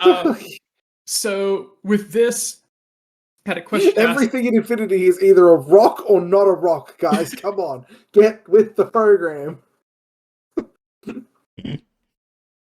So are we treating line of fire as is? Are we treating cover, like partial cover as is? If it's got a base, are we using the base? Back to, can I stand on it? Isn't that the next pick? That's the next one, isn't it? Yes, it is. Yeah. So, for instance, with the sandworm, because the base that holds it, you cannot balance any base on there. It does not. It looks like you should be able to. You can't. The rule he uses for that is it is true line of fire for total cover, but if you are touching the base, you can claim partial cover. Yeah. What do you reckon the odds are that someone's tried to put a model in its mouth? I reckon. Given that it's fairly new and the paint still looks amazing, I'd say probably 0. Yeah. Oh, that's an old piece of terrain, Nick. That's a that's one of the Henry brothers' first tables. Oh. Yeah, that's old as shit. The table behind it? Yeah. Okay. That table was at the first BCB, which was the one before the one you attended. Okay, it must have been then, because they must have recently brought it out because they're updating it. There was a time and adding a bunch of new terrain to it. There was a time where they went. People were like, "Can you please not put the giant worm thing on the table?" Because it doesn't make sense. It was specifically, I think, BCB 2024, where there was a lot of feedback about that table, and they've been modifying it for basically like this entire year, I think. Okay, that's why I'm thinking it's new. And yeah, now that super jump's kind of good, I can imagine someone trying to super jump through the worm's into mouth. The worm. Just like, yeah. And then you go, oh, I can see it. Like, I can see someone super thematic. Is that possible? Who knows? Yeah, it's like I could absolutely see someone like, yeah, I'm in the worm. It's fine. I do think if people are trying to create a thematic table, maybe try and avoid stuff like this. Yeah. Infinity is a game that loves right angles and straight edges. Again, like there's a reason why I really don't like circular terrain. It's just because it's awkward for line of fire. But this sort of stuff can definitely work, especially if it's like the picture on the far right, where it's just tall rocks. Like it's just tall rocks. Yeah, there's not a lot going on. Like it's not weird like S2, S1 height. It's like an S7, S8 taller than rock. Like can't go wrong with that. I like the one in the bottom on the middle as well because it has no base. Yes, that too. So it goes up quickly enough that the entire touching it is meaningful all the way around. It has enough nooks and crannies to be interesting and interactive, and the top is leveled and awkward enough that you're not going to look at it and go, can I stand on top of that? No, you can't. There is also the aspect of when you've got crags like the one on the far right that have like different heights. Can you see between them? Yeah. Because that's obviously more than 3 mil. I believe on this table, those were like there was nothing that tall on the table to be able to look between them. Okay. Yeah, like that. The lowest crag on that looks taller than S7. I think the lowest crag on that is probably, I want to say it's probably about 5 inches tall. Yeah, that's So that's massive. Like, if there was other tall buildings on this table, I could see having those crevices between be interesting ways to get long but narrow lines of fire. So long as that was pointed out, because I feel like if that wasn't discussed or mentioned anywhere, that could be a little bit of a gotcha. Yes, that's a very difficult line of sight to see. But yeah, so long as stuff like that's mentioned, and for the ones in the middle, that's kind of what I mean when I say like people make bad custom kind of like rock enclosures where it's not functional for Infinity at all, and it's just like you basically can't stand on it. Do you get cover from the base size, or do you get cover from the rocks? Yeah. The one in the middle top looks like it's designed for a different war game. It absolutely looks like it's from a different war game. Oh my Hmm. god, the next picture. Fuck. Oh, this is glorious. Okay, so I saw this terrain and went, huh, I wonder if they thought about, can you stand on it? And I went a few pictures further and found an in-game picture of it and went, oh, yeah, no one discussed this beforehand. Yep, So that we've was got just... a rock pillar that's probably about 10 inches tall. No, that is almost like 16 to 20 inches tall. That is enormous. Actually, okay, yeah. Boys. I would go, yeah, okay. 20 inches? No way. No, I'd say, Sorry, not okay. no, yeah, I not could- 20 I inches. could- It's like I'd say 16 about probably. 14. Yeah, I could say 12 to 14. Nonetheless, it is the tallest thing on the table by far, and it has a flat surface. Yes. And there is a model deployed on top. Thankfully, it doesn't look like it's a sniper, but I'm pretty sure it is a sniper. This Yeah. this reminds me of kind of what Diomedes told us about how, he got his opponent had big sniper tower in DZ and they just chucked a blink on it and he went, oh. What do I do? I can't beat I can't this. win. It's 100% that. Like, again, I think Australia is like famous for this at this point, where like you'll see a picture of some of our tables, and it'll be a tall thing, and there's a tiny barrier on top of the tall thing. And it's like, what's that for? It's like, so you can't fucking put something up there, you dirty goblin. Yes. Yes. So, even if this is outside your DZ, where you still need to discuss it because there are things like Lasiques, which have climbing plus and long range weapons. Yeah, There's also infiltrating sniper rifles. Yeah, this is just a nightmare piece of terrain. Like, there's just something like this. Should you if you encounter a piece of terrain like this on a table, like either get a TO and get them to put a piece of scatter on top of it, or you and your opponent take a shot, discuss with each other, and no one should ever be able to deploy a thing on this. Like, this is just like a negative play experience generator. You will never hear like this was a really cool moment story out of this where it's like, yeah, I put a sniper on top of it and then my opponent lost. Mm-hmm. That is 9 out of 10 stories that'll come out of a terrain piece like this. I can imagine in my head it's Kestrel versus Tack, and Kestrel puts a fully linked Blair on top, and Tack goes, oh shit, it's 14 inches tall, I can't even template you from the base of the fucking terrain. And they just go...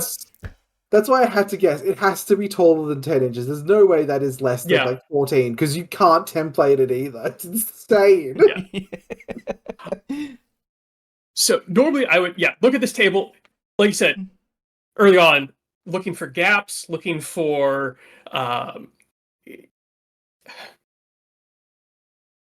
Wow, okay, my mind is blank. Let me scroll through the notes. Railings! Railings, yeah. Walkways and Thank railings. Gaps, openings, yep. And another thing I typically look for is there a piece of terrain that should be infinitely tall? And sometimes also, especially before roll-off, have my opponent look at the table and go, no one can deploy up on this spot. Agreed? Yes, okay. Because it's a situation like this, where thematically looks great. But if either of us deploys a model up there, we win. Either of us deploys a model up here, the friendship we have cultivated is over. Yes, yeah.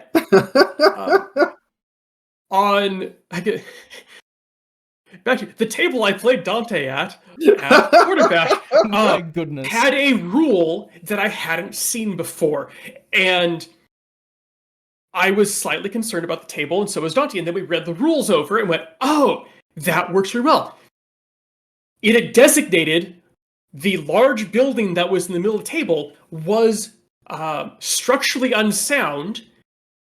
Therefore, you could not put a model on its rooftop. And suddenly it's back to, like, it's back to being thematic. Yep. Interesting. I think there is a practical limit to how tall an infinity table should be. Oh god, I yes. think I don't know about you, Jordan, if you've ever played Kev's first Brutal Cities table, where he had I've the four like quadruple story buildings in the center. I've heard the like the salt generator that table was for some people. Well, I'm average height, right? I'm Yeah. 5'9" and a bit. The gaming arena tables are slightly too tall for me. Add on the fact that in the middle of the table you have four big fuck off Yeah. pillars trying to get to an objective in the center of the table. I was like, Kev, I'm gonna throw this. I'm just gonna throw the building off the table because I cannot reach it. So I think, Yeah. like, you shouldn't ever need a piece of terrain that's 14 inches tall. Like the Like, gaming arena tables are like absolutely they're just a smidge too tall for Infinity in general, I think, because of how deep into the table we have to reach. Like, yes, I'm tall, I have trouble when I'm like reaching into the center of a table. But that's also because I have fucking big clumsy meat hands. it also just makes a table way easier to read. Like, realistically, the tallest something should be is like a tag on a 2-story building, and even that's the max. Yeah. There shouldn't really. You can have 3 stories, but that third story should be like, I'm an S2 and that's it. Well, all the third story is it's a third story and it has a piece of scatter on top to stop you putting a thing up there. Like, Yes, like there shouldn't really be, and a story is like slightly taller than an S2.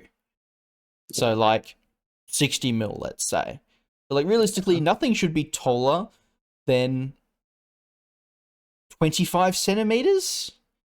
Maybe pushing, yeah, so a what, like rule 12 and a half, 13 inches?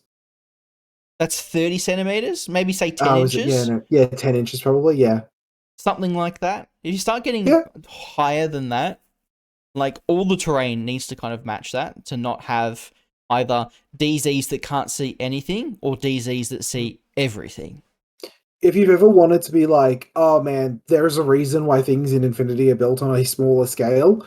If you've ever been at a local game store where you've had to supplement a table with 40k terrain, It does you're not in for work. like a rough time. Yeah, it does not work. No. Yes. Oh boy, speaking about like some of the most complicated bits of fucking terrain in the game. Okay. Yeah, have to get to it Oh at some point. boy. Forests. Oh So, boy. um, rules I have seen used with forests.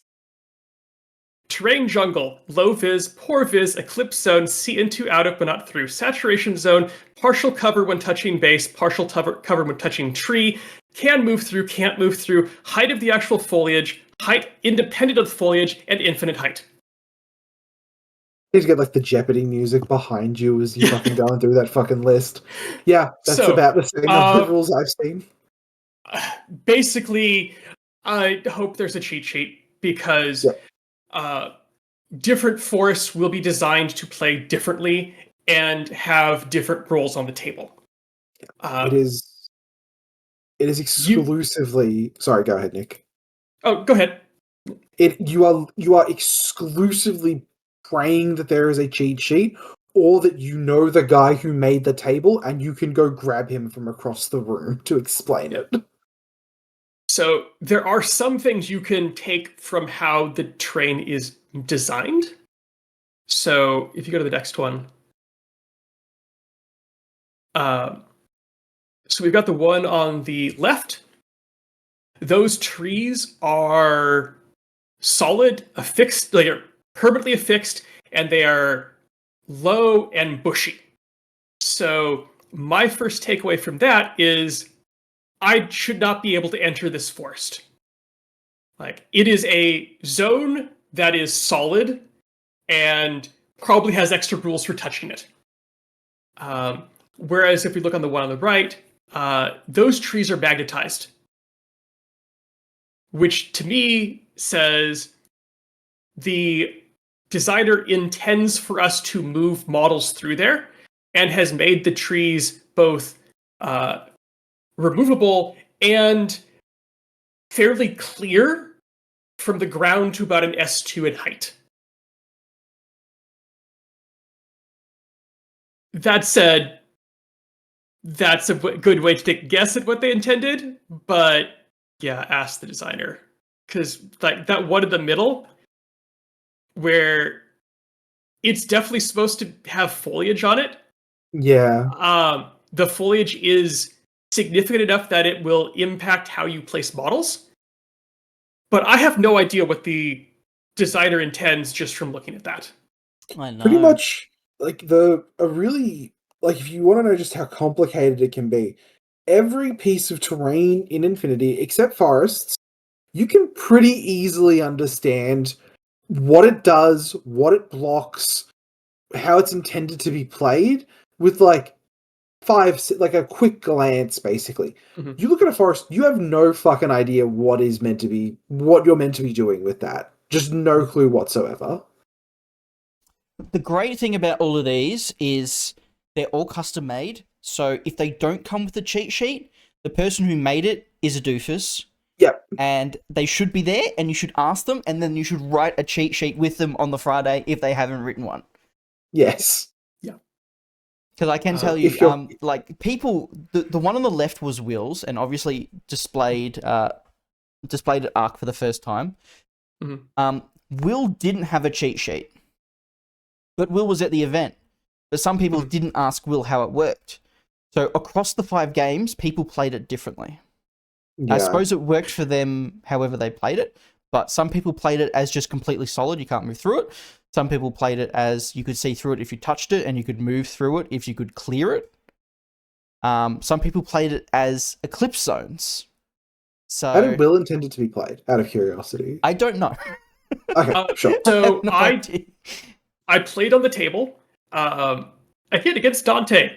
My games against Dante apparently are the good examples of terrain. We couldn't find Will, but the players who had played on the table previously, as we were switching tables, walked us through the table. Yeah, cool. So I believe it was those are effectively solid, and if you are touching it, you can claim cover. Okay. So it's basically just a solid piece of terrain. Yes, they are oddly shaped buildings that have no roof. And are pretty. Oh, and they're infinitely tall, I believe. Yeah. Forest, so, like, forest, man. I've played on that table with the Will's table with the cherry blossom forests, and I played on Kevin's table with the movable Trees? movable trees. They have completely different rules for their forests, but they both work well for how the table works. They And have how the completely table was different designed. rules, but they look the same. It's the same general shape of thing is what makes it so complicated. Yeah. It's definitely a situation of, if you're planning to make these, you need to think about how they're going to play, not just think about how to make them pretty. Like, when people do the general base shapes of these foresty things, they like to make them curvy and not so sharp. Then we go to Hugh's table. Hugh made them a bit sharper to kind of indicate more clearly where they start and where they end, and kind of not make it a bit ambiguous about where cover is, because if it pokes out on a straight line, I can put a tape measure there and go, I get cover in this direction. Like, it's not curvy. Yeah. My cover isn't going like this when I'm I don't moving have to around explain tangential lines to amorphous shapes to my opponent. yeah, exactly. Yay! Not to say that all 3 of these pieces of terrain are great. I love custom bits of terrain, especially like the center one, because that gives me like the vibes that it's solid but has kind of like a cool path through the jungle through it, which is really cool to me. But but forests are complicated. Forests are complicated. Yeah. Forests are so just, if you take anything away from this section, forests are complicated. Make a cheat sheet if your table has forests on it. Yeah, just yep. Okay, last one. Planter boxes. They're like forests with slightly better borders. And they come with solid cover at their base. Yep. Beyond that, yeah, hope there's a cheat sheet. Or in some cases, the foliage will be so short that you just ignore it and you just play the planter box. Yeah, much like what I was talking about before with the cars and the smoke. There is a solid base there that if you and your opponent cannot come to an agreement, going prone is a perfectly valid option. Yep. Otherwise, sea forests. Yep, the forests. Pray there is a cheat sheet. Yeah. Yep. All right. That's the end of them. Takeaway stuff. Discuss trade with your opponent before the game. It is a horrible experience for both players if you find out halfway through turn 2 that you are not playing on the same table. Oh. Don't assume that the way your meta plays the terrain is the only way to play the terrain. And if you make a table, please make a cheat sheet for your table. Yes. Explain how you intend it to be used. You know how it was intended to be used. Explain it to someone who has no idea what the table is. Never assume your intentions are clear, because they won't be to whoever is like playing at your table. You need to go out of your way to explain to people what your thought process is through a cheat sheet, because like no matter how clear you think you've made something, I guarantee you the first person to rock up to that table is going to read it completely differently to how you've intended it to be read. I built my table intending it to be as unambiguous as possible, and I am going to be writing a cheat sheet for it. Yeah. Because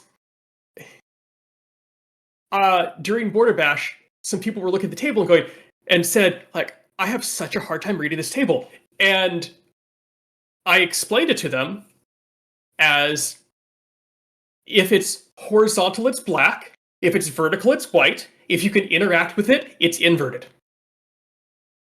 And that was enough for them to go, oh. And just like suddenly now they know how to read the table. Mm. I will say as well, like a table or terrain being ambiguous isn't always down to like what it's shaped like or what it looks like. Yeah. Sometimes it's even just like how a table is painted can make things pretty ambiguous. Yes. 100%. I think this is like, even in Australia, where I feel like our metas are, you know, almost brother and sister of each other. We go to like the Krug is coming up in America, and that's like, you know, some dude from Texas and some dude from California. Like they could have completely different play styles, or like the Nordic Masters that just went by. Like, so what with the Krug? You mean like one of them's going to use an iPhone box and one of them's going to use like an Android box, or like? Well, California will have a full table because you know they've got the money. Whereas you go to Texas and they just like chop a shotgun in half and throw that shit on the table. Oh shit, we don't. They don't have iPhone boxes. They pull out their pistol and like pull out the magazine and chuck that shit on the table. Jesus Christ! But you know, like you know, France, Norway, Denmark. They're all super close to each other, but I guarantee you they're completely different. Oh god, yeah. Like they're probably closer from us to Sydney. That's like all of Europe in that time frame that you could drive. So yeah. Australia is like strangely well connected for how far apart we all are. It helps when you have 6 cities. Yeah, that helps. But when it comes to Infinity, you've got like 3.5. They're working on it. They're working on it. They're trying. Yeah. They're working on it. They're, you know, Godspeed to them. Some players in Western Australia. I suppose it also, well, for us specifically, Victoria kind of almost sets the table meta. Because no, I don't think so. Oh, No. Australia is like, everyone has very different ideas of like what the kind of table they like is. Like you look at Canberra, you can see very clearly where like the Cantrell effect of how all their tables are sort of well put together. But that's only 3 or 4 tables that rock up to a tournament, though. Oh my god. Well, I'm just saying, like, if you go to a tournament... Tristan, please stop trying to get us firebombed. They're not coming down here. They wouldn't be able to handle it. In Australia, we have very high expectations of tables, but what those expectations are vary by meta. That's true. I don't think there's anyone in Australia that's blasé about table design. Mm-mm. So most of our tables are It's pretty high quality. yeah, I'd say because it's a passion project for people. Mhm. Like, we don't have the same access to bought terrain like you would in America with like Warsenal and Micro Arts, where we get punished for shipping. So the people who make tables here tend to be really fucking passionate about making the best tables they can make. Mhm. Yeah. Well, if you're still listening and you liked this episode on terrain and now you're inspired to make your own table, we have another episode where we have two of Australia's greatest table makers join me and teach you how to make an amazing table. Hell yeah. I think it's called The Ultimate Guide to Terrain. You can go look it up after you've watched this. Thank you very much, Nick, for creating this. Surprisingly enough, we squeezed every last drop out of this topic for over 2 hours, which is amazing. Yeah. Keep an eye out as well. We'll be announcing something very fun for those of you intending to go to BCB very soon. Mm-hmm. That's going to be very fun. Yes. But until then, I've been I've Jordan. been Nick. I'm interested. Ah! And we'll see you guys next time. Bye.